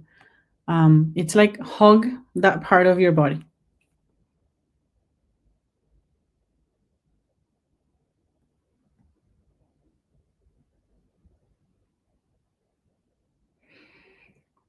And you're going to take a deep breath, and you're going to say thank you to yourself, because you're allowing yourself to connect with your body in this very short moment, just to say thank you to that part of you that wasn't feeling 100%. When we do that, we awaken something in our body that help us heal that part of our body. Like I said before, we have that gift in us. We can heal ourselves. And of course, if we use crystal Reiki, CRISTIC Reiki, we use therapy with the creator, it helps even more. But we do have that. So I want to leave you with a simple 7-day gratitude challenge so you can do at home. Every morning, place your hands on your heart and say, thank you for one more day. Before you work out, before you're gonna go walk, even if you're gonna go to the supermarket and do something, you say, thank you, body, for what it's about to do. Thank you, legs, for taking me from here to there. And at night, name 3 parts of your body that you want to thank too. And you do this exercise. Visualize that beautiful golden light coming into you, send it to those 3 parts of your body and say, thank you and I love you. Right? I promise you that if you keep doing that thing, your body will feel better, better and better and better, and will respond differently. Okay, you will have a better sleep, you will have more energy, you will feel happier, and your cells start to change, and those wrinkles that we worry about, they're going to start to disappear. All right, so gratitude is the universal language, and when the body learns it, it becomes your best friend and ally. So remember, a grateful body is a happy body. So remember that, apply it every day, and you'll see how beautiful your life will change, your body will change, and your connection with your body, it's going to be amazing. So thank you. But I do have a question here. Do you think it's important to acknowledge achievement no matter how small? Yes, yes. I agree. Totally. You have to acknowledge your, especially if you're working with your body and you're exercising. And we're going to use exercise as an example. But yes, for me, that's super, super important, because you have to say thank you to your body for that small step that you did. For example, when I started doing CrossFit, again, I didn't thank my body back then, but now that I do it, I say, wow, thank you, because I didn't know I have that in me, that I could lift weights. And that's something that I love doing. That's part of one of the things that I love about CrossFit. It's the weightlifting. And I thank my body for being able to do it, even if it's like a one little step at a time until I get to where I need to be. But yes, I agree. You have to be thankful and acknowledge your achievements and celebrate them, because your body will feel great when you celebrate that small achievement. You're welcome, Bonnie. Let's see. I have another question here. As you guide children and teens toward radiant health and gratitude, what legacy are you planting in them today, and how do you already see that ripple of change moving through the world? Thank you for that question. I love that question. When I had my gym, I had class with kids, and that's something that I used to do a lot with the kids, and I still do. I think it's very important to teach kids being thankful for their body, especially now, because a lot of kids and teenagers look at the social media and then they say, oh, I have to look like this, I have to look like that. I think it's very important for them to connect with their body, to work on the emotions, because I think one of the things that I love to do is helping kids to learn how to manage those emotions, so that way when they're adults, they don't have to carry with that baggage that probably my generation carried. The new generation is different, they think differently. So what a beautiful thing would be if kids, they can handle their emotions better, they can love themselves, so that way that gratitude lives in them, and carries on, and when they're adults, they're happy. They don't have to like worry so much, and if they worry, because that's part of life, they have the techniques to feel better and remove those things from them. So thank you for that question. All right. So, well, thank you so much, everyone, for listening to me. I hope that what I said works in a way for you, and it brings you happiness in your body. Really, I'm an advocate of exercise, and do it. Connect with your body. feel great and keep going. Now I am going to present our next speaker, and our next speaker is beautiful Emmiel. She's going to talk about gratitude, how gratitude heals the mind. I want to welcome her. She's a soul who works with grace, softness, and fierce love.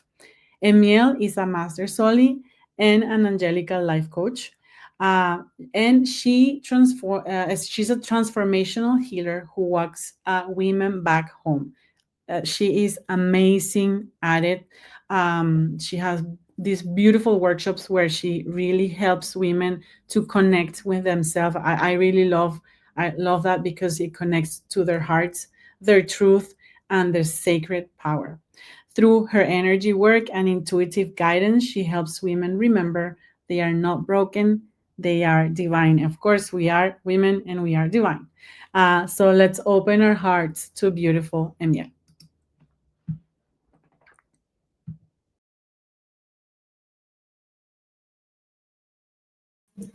Thank you so much, Sananda, for that nice presentation. And yes, we are going to talk about gratitude heals the mind. When you change your thoughts, you change your life. When you choose to live with gratitude, you feel good. It transforms your brain, transforms your energy, and also transforms your reality. Every grateful thought that you have rewire your nervous system for peace, for clarity, and abundance. So today I invite you into a new way of living. Not a habit, not a moment. It's a vibration, it's a frequency, it's a way of thinking that changes everything. When you train your mind to see all the blessings that you have, life starts to change. Life starts to blessing you back.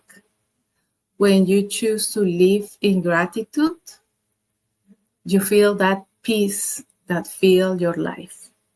So I'm so happy that you are here and you are open to connect with the gratitude. My name is Emmiel, and today we're going to explore something simple, powerful, and deeply transformative. Your brain literally changes when you choose gratitude. So I invite you to take a breath and place your hands here in your heart, because your heart is going to give you all that feeling. So we're going to repeat, I choose gratitude, I choose peace.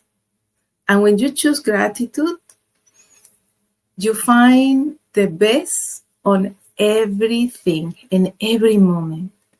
It's a mindset, it's a vibration, it's a way of seeing life through love. For example, when you wake up in the morning, when you, instead of say, oh, another day, you can say, thank you. I wake up. I got another chance to make the things better. When you are drinking your tea, when you're having that tea moment or your coffee, instead of rushing and run and take the coffee with you and run, just be present.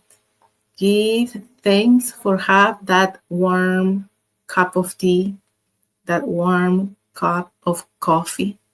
Give thanks for that moment. Be present and enjoy. When you are driving, and sometimes traffic happens, instead of being mad, just say thank you and think that, you are safe, and trust in the divine timing. When you are with your kids, you can have that moment when you say thank you because of the love of my family feel grateful for life, for the life that you once prayed for, and now you have a family, you have kids. When you are at work, sometimes things doesn't go very well, but instead of panicking, just say thank you and say, I'm learning patience, I'm learning clarity, I'm learning leadership. And when you look at your body, Sananda, she talks about the body. So when you look at the mirror, instead of criticize your body, say thank you. Thank you, body. Thank you for carrying me. I honor you. I love you. Gratitude turns everyday life into a sacred moment. And little by little, your nervous system will start to feel at peace. There was a time in my life when I felt uncertain, and at night, all the voices that you start talking and the mind start going like crazy. Instead of thinking, oh, why me, why now, just start practicing gratitude for the smallest things, for for because you have a nice dinner, or because somebody sent you a nice message telling you that they care for you, or because you have a place to live, you have a job where you can go, and slowly start thinking how your body feels. Your heart will feel better, feel good. Your thought will shift, and you will feel in peace. When you practice gratitude, life it start to change. You got stronger, you got more aligned, you got more, you start to vibrating with a nice energy. That is a gift of the gratitude.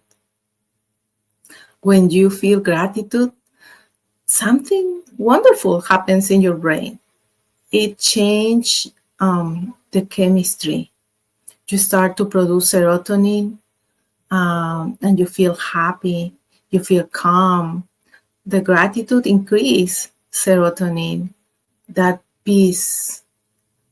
It helps your mind to slow down, to reduce anxiety, and invite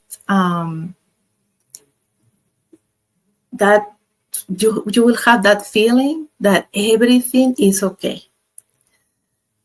Think of like you have the sunlight returning after a cloudy day. When you produce dopamine, you have that motivation, that hope. Gratitude also boosts dopamine.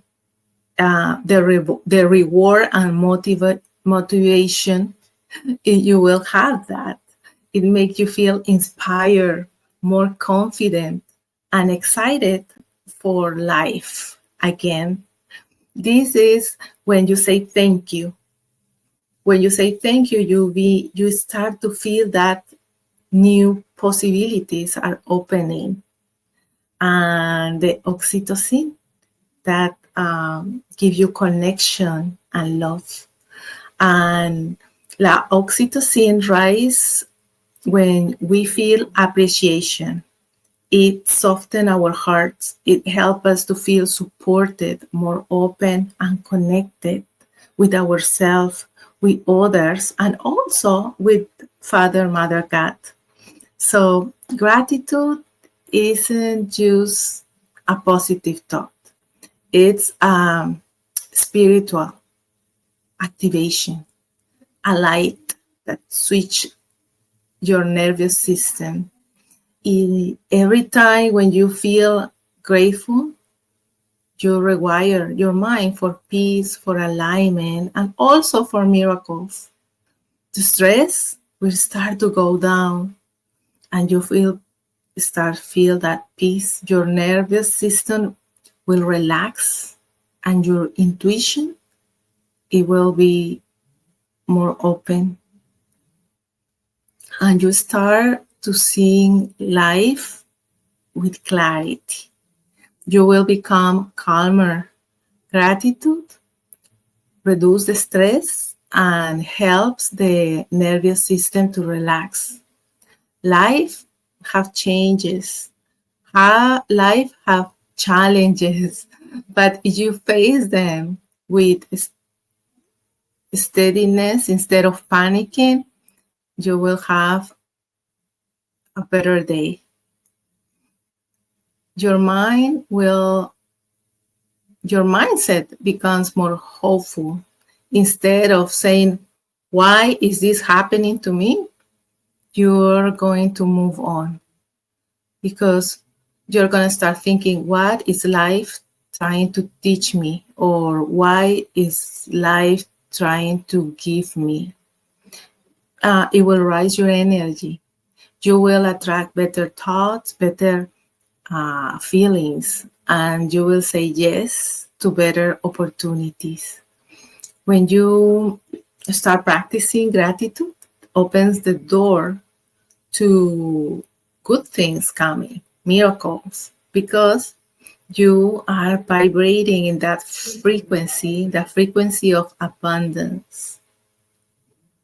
Your relationships will improve. When you feel that appreciation for others, you will value and you will feel that gratitude toward yourself. You will build a more self-love, and also you will feel more confident. When you feel spiritually supported, and you said with gratitude, I trust life, I trust God, I trust my path, that faith that you have will guide you. It will be your divine guidance. And when you heal your past, when you practice gratitude, forgiveness, it will be easier to let go, to forgive, to move forward, and it will dissolve that all resentments, the fear, the scarcity. When you start practicing gratitude, you will feel that you will become like magnetic, because the people around you will feel that you are in peace, you are in presence, you are light, and you will be the person that everybody wants to follow, to learn from. And you can say many affirmations every day. And one of them is, thank you for this moment. Thank you because my life is moving in my favor. Thank you because I am special. And always ask what that challenging situation is teaching you. It can teach you patience. It can teach you to surrender. It can teach you faith, inner strength. So gratitude doesn't erase that challenges, but it can transform. It can transform your world. And how about if you start practicing gratitude every morning or every night, and say, thank you for my life. I'm ready for the miracles. And then you can notice, if you practice like every morning or every night, how your life is going to change. Your mood is going to change. Your energy is going to change. The way that your life flows is going to change. And then you will feel that peace more often in your day. So write or say every night, thank you. Thank you because I am safe. Thank you because I am blessed. Thank you because I had everything that I want. And then you will feel how your life is going to change because you are vibrating different. Instead of focus on the negative, focus and be grateful for every little thing that you have in your life. So gratitude is not like a technique, it's a way of living. Every time when you are grateful, every time when you say that affirmation, it's like a reset. It's like you can be open to the new, to miracles. So don't wait for blessings to be grateful. You feel grateful, and the blessings will begin to multiply. So practice gratitude every day. Say thank you to everybody and feel it. Not only say it, just feel it, and then you will change your vibration. And now I want you to invite you to join us in this journey of healing and love and awakening, and to subscribe to the channel that you are listening to, the International Universal New Earth in YouTube. So don't forget to follow us in the social media, and also walk with us, listen to our congregations, because they have a message for you, and start to live your life differently, with love, with peace, and connecting with that divine, the divinity that is in you. And thank you for listening. Thank you for your light. Thank you for choosing gratitude today. And then you can start practicing every day. And remember that you are loved, you are guided, and you are rising. Thank you, Emmiel, for this beautiful message, and I think you gave us a lot of affirmations throughout your speech. Thank you so much. You have a question in the comments. As you help women awake clarity and self-love through crystal and CRISTIC Reiki and chakra healing, what myth about the mind are you dismantling right now, and what vision of mental freedom are you living into? The myth that I always see, is that the mind always want to control everything, and that we push or force or struggle, or and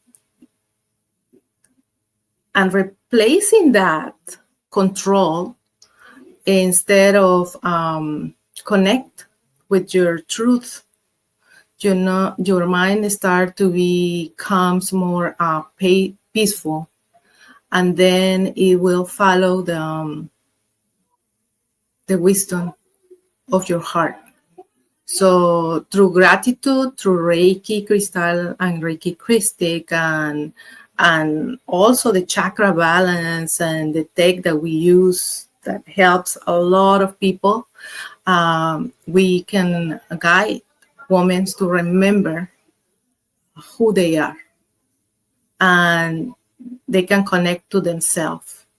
And healing, it's not fighting the mind, but loving yourself and finding that harmony in you.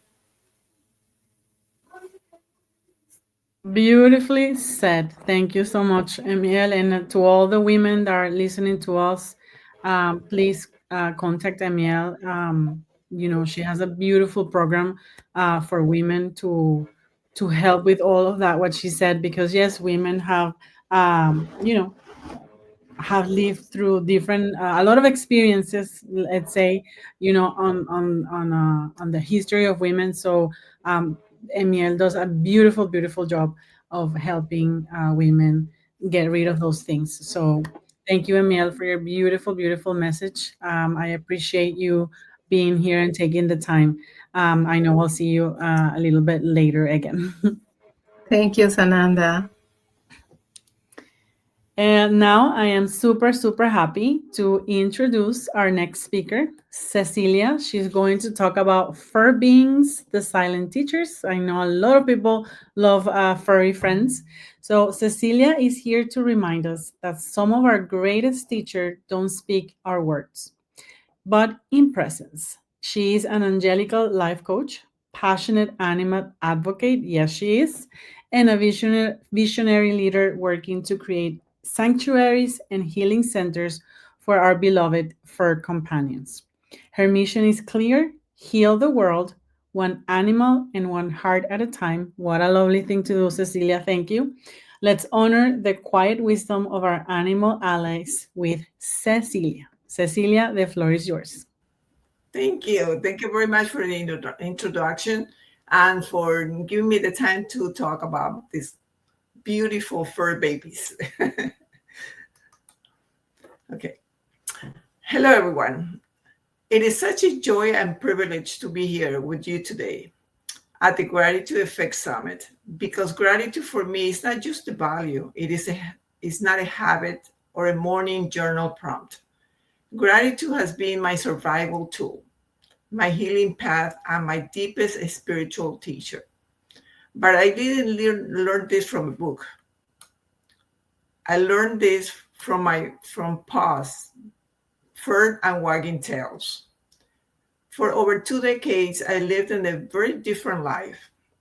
I worked in the corporate world for 24 years, followed by another 5 years traveling nationwide doing retail sales. It was a life of goals, performance, pressure, and little space for emotional connection. Eventually, I realized I was craving something softer, something real. I wanted to be home, and I wanted peace, and I wanted purpose. So when my nephew asked me if I would help him run his pet sitting business in Miami, Florida, I said yes, even though I had no experience with animals in the past, none. But something inside me said, try it. That small yes changed everything. At first, my relationship with pets was practical. Feed them, walk them, keep them safe. But slowly, I began to notice that something deeper. These animals weren't just clients. They were my mirrors.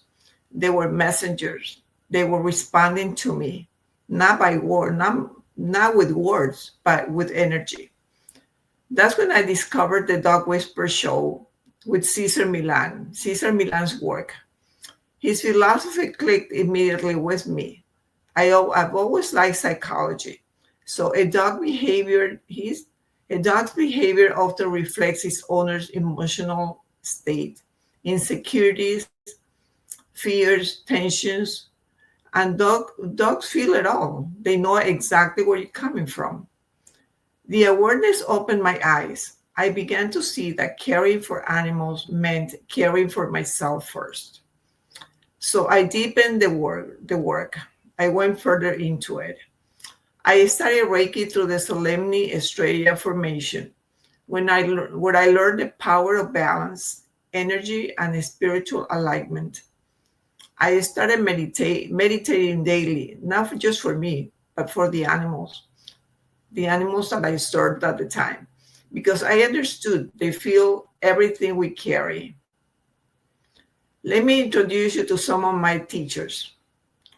Lola, my French bulldog, a 3-month-old French bulldog. She was afraid of stairs. She was a puppy when I got her. Every day we worked together. And one step at a time, I encouraged her gently and celebrated every tiny victory. By the end of the week, she walked down all by herself. The pride I felt, I was like watching a child take her first steps. She taught me that courage is built in baby steps. That was my first lesson. Then there was Shane, a Rottweiler.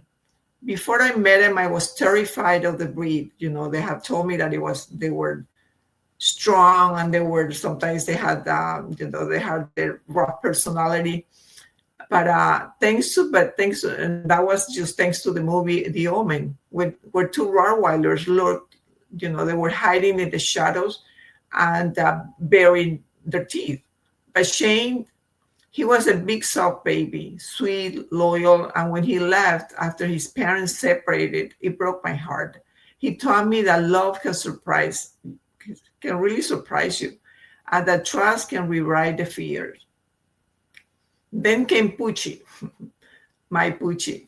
Pucci she was a little shy, but a fussy little girl.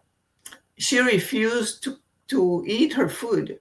And she made me become her personal chef, carefully crafting meals so she would eat. But she wasn't difficult. She just needed love, and in a way that made sense to her. She reminded me how important it is to meet others where they are. But we had a great time and we bonded. Our bond was so strong, and she became my shadow. But I love her to death. Then became my Chihuahua client, Mani, with a large temper. She was aggressive, reactive, and fiercely very protective of her human dad. When he had to travel, I took a chance and brought her home to stay with me. Her dad wasn't too thrilled about it because of her behavior issues. But I used everything I had learned, every management, structure walks, calm presence, and within a day, she was peacefully coexisting with the other dogs that I was boarding at the time. Her transformation was a powerful reminder that change happens when we shift energy, not just behavior. And finally, the trio, Ghost, Kai, and Koda. 3 huskies, each with their own personality. Ghost is quiet and thoughtful. Kai demands constant attention. And Koda barely eats. Every visit with them is an exercise in observation, flexibility, and unconditional love. Together, they keep me very humble. Through all these relationships, I came to understand something yet profound. Animals don't respond to what we say. They respond to what we feel. If we are anxious, they feel it. If we are grounded, they trust us. That's why before every walk, I center myself with meditation and make sure my energy is calm and clear, because they deserve it. They depend on that. And the dog definitely the walks go more smoothly, and we have a good time together. And when dogs exhibit aggressive behavior, it is never random, it's built. It is a reaction to energy, excitement with no direction, fear without safety, love without a structure. It is not just a dog that needs rehabilitation. At that point, it's a human that needs also rehabilitation. Part of my work also includes educating pet parents on health. I once cared for an Australian shepherd who went blind after a vaccine reaction. The vet never warned the owner of the risks. It broke my heart. That's why I now encourage pet owners to ask questions, do research, and consider holistic alternative nutrition, natural healing, and emotional care. All of it matters. These beings relied on us to make wise decisions for them. They can't share. They don't have a voice, so we become their voice. I believe that every dog and every animal has a spiritual mission. Some come into our lives to help us grieve, others to heal our childhood, some simply to love us through a hard season. They sense that we cannot say. They know when we're off balance, and they show up with our conditions, with our questions, with our ego. They always remind us of the purest kind of love, the kind that asks for nothing and gives everything. So that is gratitude. So what is the gratitude effect? For me, it is knowing that the animals didn't just receive my care, they transformed my life. Gratitude isn't just something I feel at the end of the day. It is something that I practice with every interaction. In every meal prepared, in every morning meditation, in every walk, every bark, every shared breath. They have taught me presence, they have taught me patience, they have taught me tolerance, and most of all, they have taught me how to love deeply and without condition. So to all of my four-legged teachers, thank you, thank you, thank you. To their pet parents, thank you for trusting me with their care. And to you listening today, may you find gratitude in the places you least expect. May you open your heart to connections, to healing, to purpose, and may you walk through life the way a dog walks, besides it's human, with loyalty, joy, and love. Thank you. Thank you, Cecilia. I am so happy you're here and so proud of you. Oh my. Thank you. But it was easy to talk about my babies. Thank you for sharing those beautiful stories about your children. My baby. Yeah, your babies. Thank you so much, and thank you for reminding us that animals, are friends, are companions, and maybe yes, we don't say thank you enough to them, but they are teachers and they teach us something. So thank you so much for for giving us your experience and teaching us that animals always give something back, and they're like unconditional love. I mean, Truly. yes, They always yes. do. There's a question for you. As you stand among the animals who teach in silence, um, what lesson is a rescue being revealing to you about your own humanity, and how does that awareness shift your mission today? I don't know what happened with Cecilia. I think she left. Well, we're gonna tap into that question when she comes back. Now I am going to present our last speaker, last but not least. Okay, we're gonna introduce. I'm happy to introduce to you Armonya, Master Zoly Armonya. She's going to talk about how crystal and CRISTIC Reiki, or the power of the crystal and CRISTIC Reiki, the energy of healing. Armonya is a doctor of Chinese medicine, Master Zoly, and Angelical life coach. She brings a depth knowledge and even deeper devotion to healing. Yes, she does. I mean, you have a great Chinese doctor, so please contact her for whatever you need. Her calling lies within the ZOLEMGEH Estrella formation, where she helps both individuals and professionals awaken their highest potential. Her energy is both precise and powerful, rooted in love and committed to the sacred path of service. Please welcome the extraordinary, that's a beautiful word, world, Armonya. Thank you, Sananda, for that introduction. I'll try to make my best. Okay, so I'm very happy to be here with all of you. And I have the honor to talk to you about the energy of gratitude in healing and how that is the core of the CRISTIC and crystal Reiki. So I'm going to ask you, I know that we have done a bunch of exercises, but I promise you these are important exercises to realize how the energy heals. Please close your eyes. And you're going to take a deep breath. Hold it.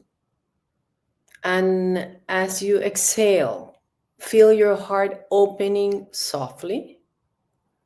And realizing this moment is a sacred moment. Please acknowledge that every breath is a blessing. Every heartbeat is a proof of divine love that flows through us. Today, we're going to enter into the sacred field of CRISTIC Reiki and explore how the energy of gratitude becomes one of the most powerful healing forces available to the human heart. So now you can open your eyes. And okay, let me, CRISTIC Reiki, all of us practice CRISTIC Reiki as one of the many techniques that we have learned in the ZOLEMGEH Estrella formation. But it is more than a technique. CRISTIC Reiki is a sacred path, is a way that we embody the Christ consciousness. And when we talk about the Christ consciousness, is that golden light that is vibrating in unconditional love, in forgiveness, in divine unity. So where traditional Reikis channel universal life force, CRISTIC Reiki channels the love of the CRISTIC heart, where compassion meets divine will. And we can say that gratitude is that bridge that allows that light to flow freely and is the key that unlocks that energy in our heart. Is that CRISTIC flame. So when we talk about gratitude, and we have said it before, and the girls have said it before, is more than a word. It's not just a polite thank you. Oh, because we have learned that we have to say thank you to everything. So we do it very automatically. Oh, thank you for this, thank you for that. But have you asked yourself, when you say thank you, do you really mean it? You feel something when you say that thank you. That is a question that I'm going to leave to you guys. In the meantime, I'm going to say that gratitude, as all of the girls have said before, is an energy, is a vibration, is a frequency that lifts our consciousness into alignment and with divine harmony. When we live in gratitude, we experiment that our energy fields expands, it brightens, it harmonizes. When you feel somebody giving you thank you from the heart, you feel it. You feel that love. So that is what we're talking about, is that energy that surrounds you. I'm going to give you an example because I believe the examples are the best way to transmit things. There was a lady, and she was like 70 years old, and she had aches all over her body. And, she walked, and she was sitting, she was aching, lying down, she was aching. And we were working, and I said, well, how often do you feel grateful? And she said, never. So I said, why not? Because I have aches. And I said, well, maybe you should start thanking everything that is not related to aches. So she started writing 3 things every day, simple things like a warm meal, or I went to the bread place and I got a great bread. And after a month that I saw her, I asked her, I said, how do you feel? And she said, I feel great. And I said, what happened? And she said, something, I did not change my life, but gratitude changed my eyes and the way I see life. So that is the CRISTIC perception. That is what CRISTIC Reiki brings into everybody that does it or receives it. You see life through the eyes of love. So when we see with gratitude, is we connect to the energy of Jesus and how Jesus perceived life.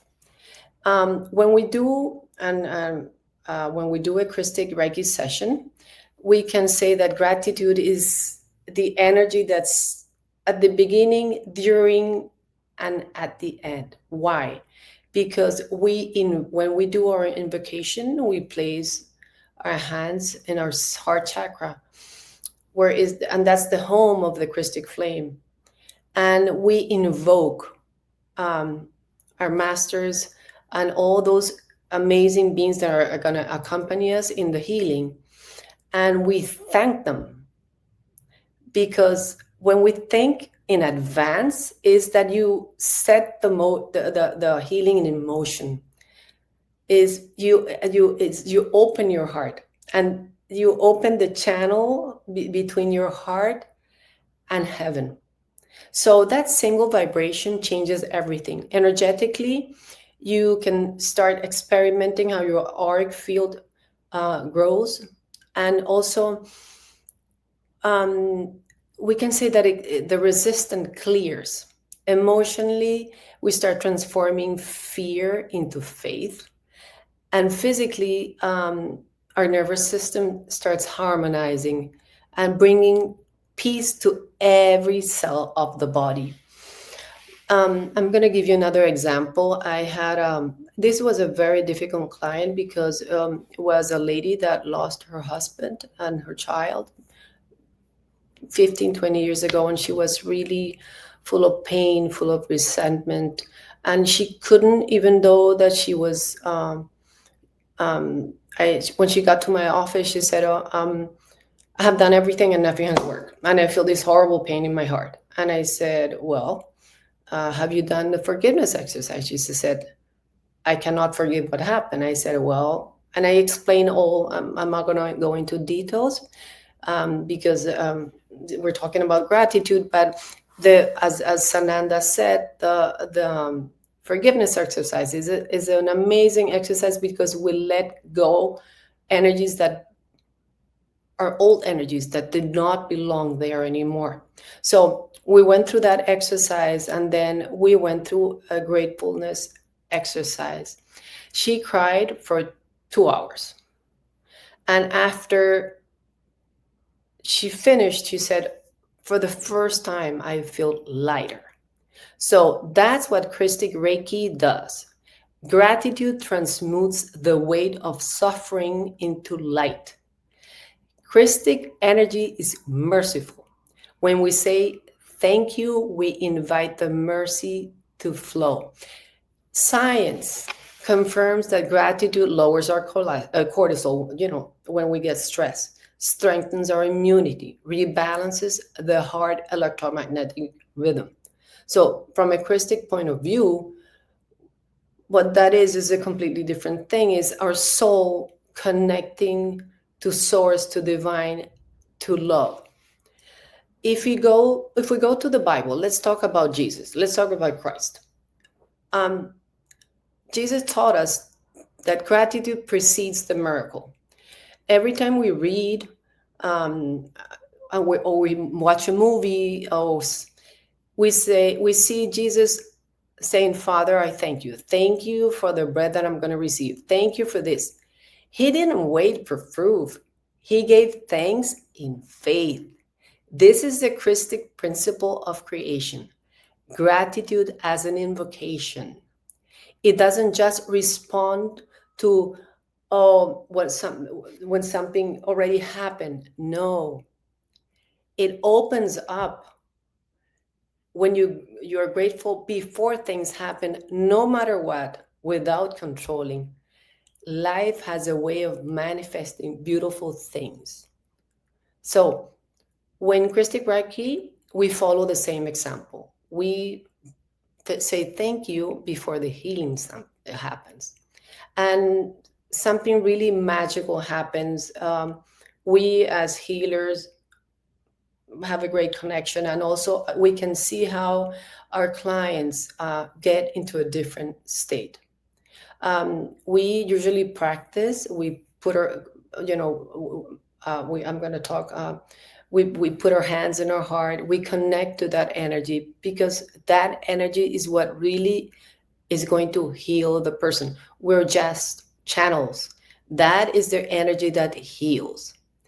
So I know people are going to tell me, well, it's easy to say thank you when something positive happens, but how do we give thanks when something not so positive happens? If you practice gratitude every day, gratitude itself is going to show us that you can change the way you view things, that you can realize that there is always a lesson, a healing in every aspect or in everything that happens in our life. Let me put an example. When somebody cuts you off in traffic, instead of rushing and saying whatever words you want to say, breathe, control yourself, and whisper, "Thank you for teaching me patience in motion." That's an example. Well, or if, let's say, we feel misunderstood, "Thank you for reminding me to love even if I feel misunderstood." Why?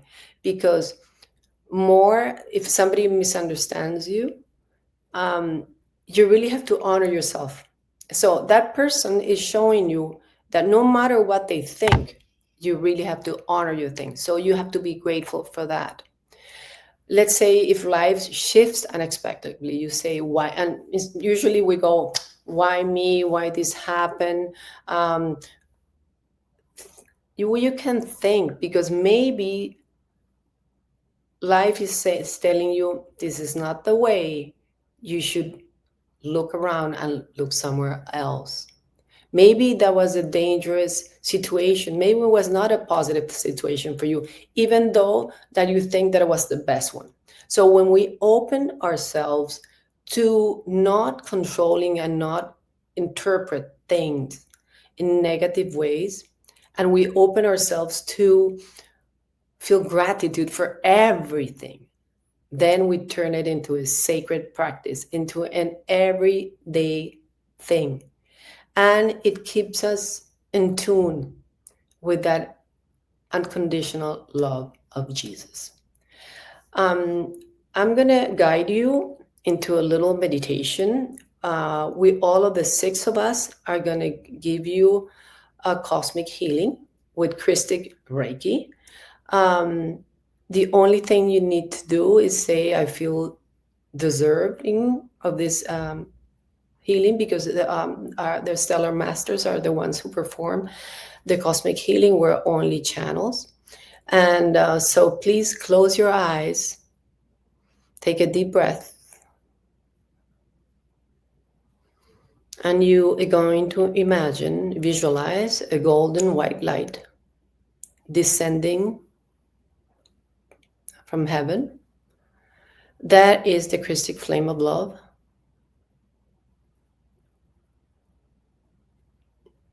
That energy is going to touch your crown.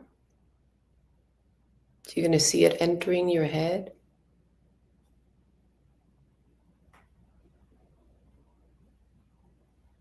Going down to your neck. Flowing through your heart.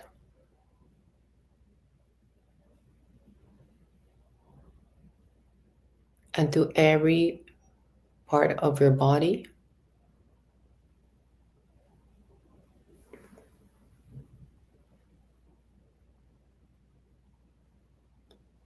Please say, "Thank you for healing me in ways I may not yet see." Let's do it 3 times. Thank you for healing me in ways I may not yet see.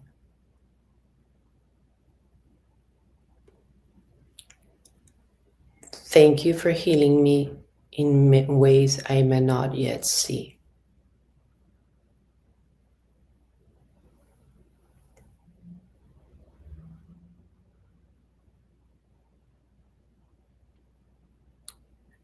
Feel the gratitude spreading to your shoulders, to your arms, to your hands, to your legs, to every part of your body. If you have pain, ask that energy and thank that energy to heal that part of the body. If you have a situation, ask that energy to heal that situation.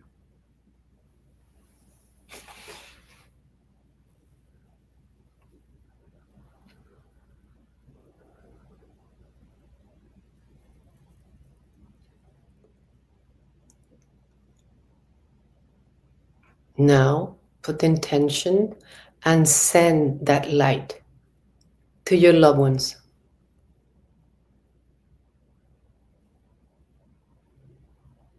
Put the intention that they feel that gratefulness, that love. Send them to strangers.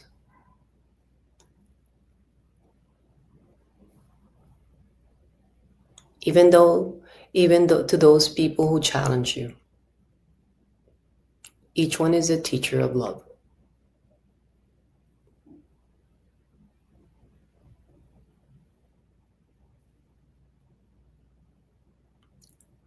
Feel how gratitude expands, filling the space where you are, the city, the world.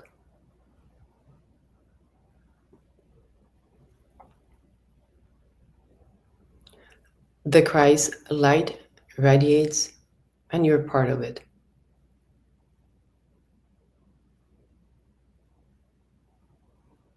Take one final breath of golden light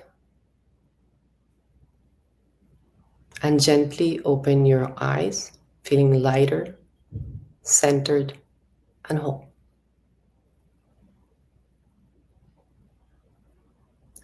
So, gratitude is not just a response, it's a revelation.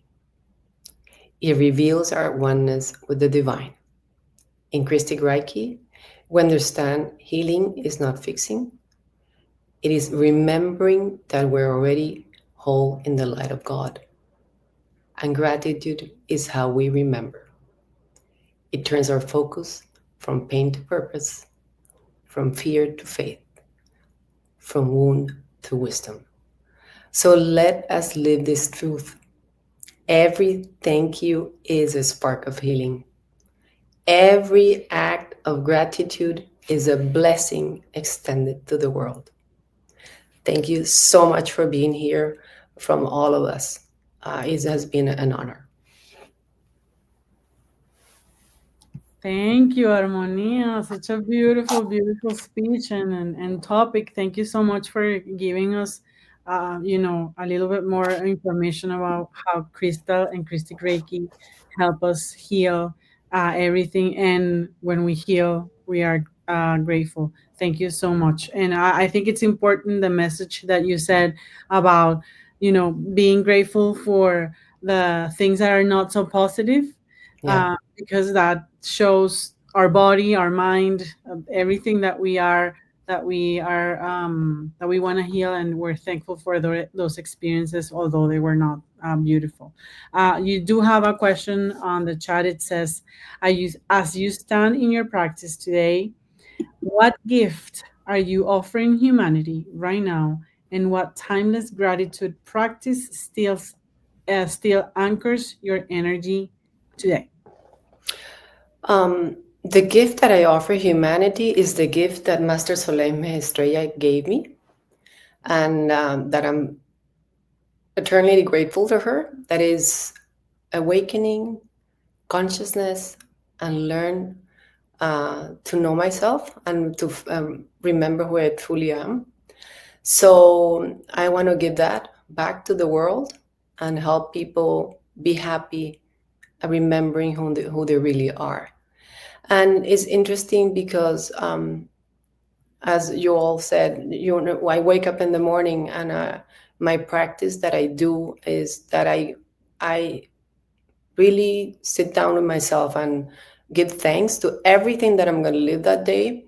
And it's not that I want to control and make a list of a to-do list of things that I want to and how I want them to unfold, because that's not the way it is. It's even to those uncomfortable situations, I thank them, because if I have to live them, it's because it's something that I need to learn from them. So from there, life has made it's much easier. That's my recommendation to everybody, and you're gonna see how life and the energy of everything changes. Amazing. Thank you for that. I love that. Me too. I say thank you. If I'm manifesting something, I manifest it and I say thank you for what's to come, and the in betweens, all that challenge. But thank you, Armonia, also for being here and taking the time to, connect with us and give us your intake on gratitude. But I don't want you to leave. I know you're going to do an exercise right now, a small exercise of ritual, a gratitude ritual. So I want to invite all the beautiful ladies that were here today with us.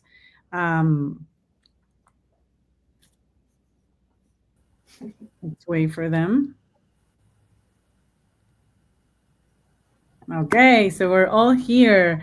Armonia, the microphone is yours. Okay, this is gonna be this is a surprise for all of you. But more than an exercise, I admire you all because you're amazing women. And I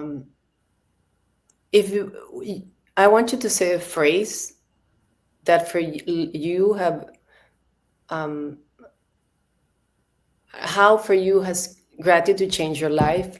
And for each phrase, I want everybody in the audience to breathe it in, close their eyes, and experience what you are bringing into the table. I believe that's the biggest, more than, because we have done a bunch of exercises. But with our practice, with all what we have learned in this Zolemgeh Estrella formation, we all have one special sentence, one special thing that we want to say to everybody. And I want everybody to breathe every phrase that we say, okay? And feel it. And they can adapt it to their world. If you want, I can start. So I am grateful for being here with 5 amazing women that are my teachers, and they accompany in my process. And I thank them every day for being my friends and my sisters. Thank you, thank you, thank you, thank you, from the bottom of my heart.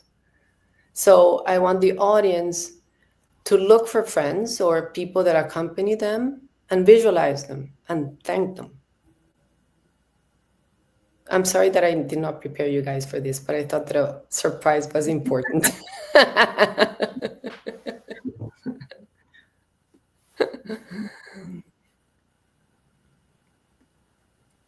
All right, can I go then? Of course. Okay, all right. So I want to say thank you for the love that I found in myself, that has helped me to see my life differently, to welcome people in my heart in my life that I'm gonna get like emotional. They're very loving towards me, and thank you so much for allowing me to be who I am, and being surrounded with loving people, and truly understand what love means. So thank you. Well, I want to thank for all the changes in my life, uh, for taking me out of my comfort zone, and thank you for bringing me new opportunities to grow.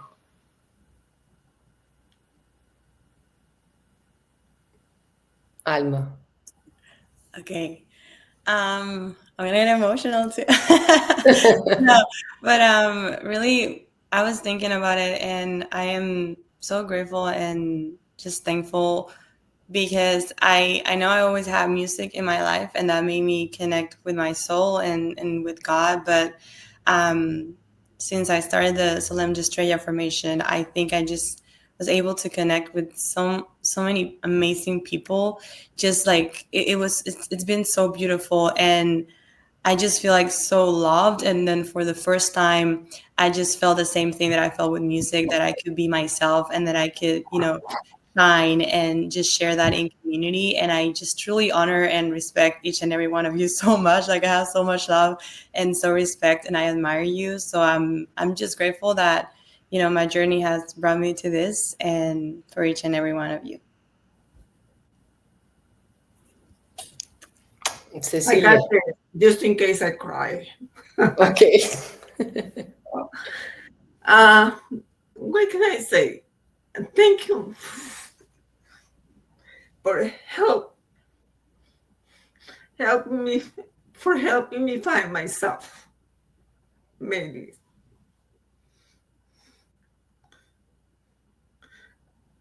And for helping me find my mission, and for all the support. Thank you, Cecilia. We love you, Cecilia. We do. Yes, we do. Beautiful, Ceci. Oh, Thank you so much for showing me that there's different ways that we can do things and bring a positive impact to the world. And thank you for including me. Thank you, Julianne. So, that's a way of practicing gratitude in every moment of your life. So thank you, guys. And thank you for everybody that was watching us. Yes, thank you so much. Thank you for being here. Thank you for supporting. Thank you for listening. Thank you for staying. Thank you, thank you, thank you. It is an honor, to share all of this with you. Thank you, ladies. You are amazing. You rock. Like Yes. Bonnie says, you all rock today. All your messages were beautiful. And our goal is, please share this to everyone, because a lot of people need to connect with that gratitude. So, and we're here for you. Connect with us. Let us know if for our next summit, if you want us to talk about a special topic, we will do that. Again, thank you so much from the bottom of our hearts, and we'll see you next time. Thank you. Thank you, guys. Bye. Thank you.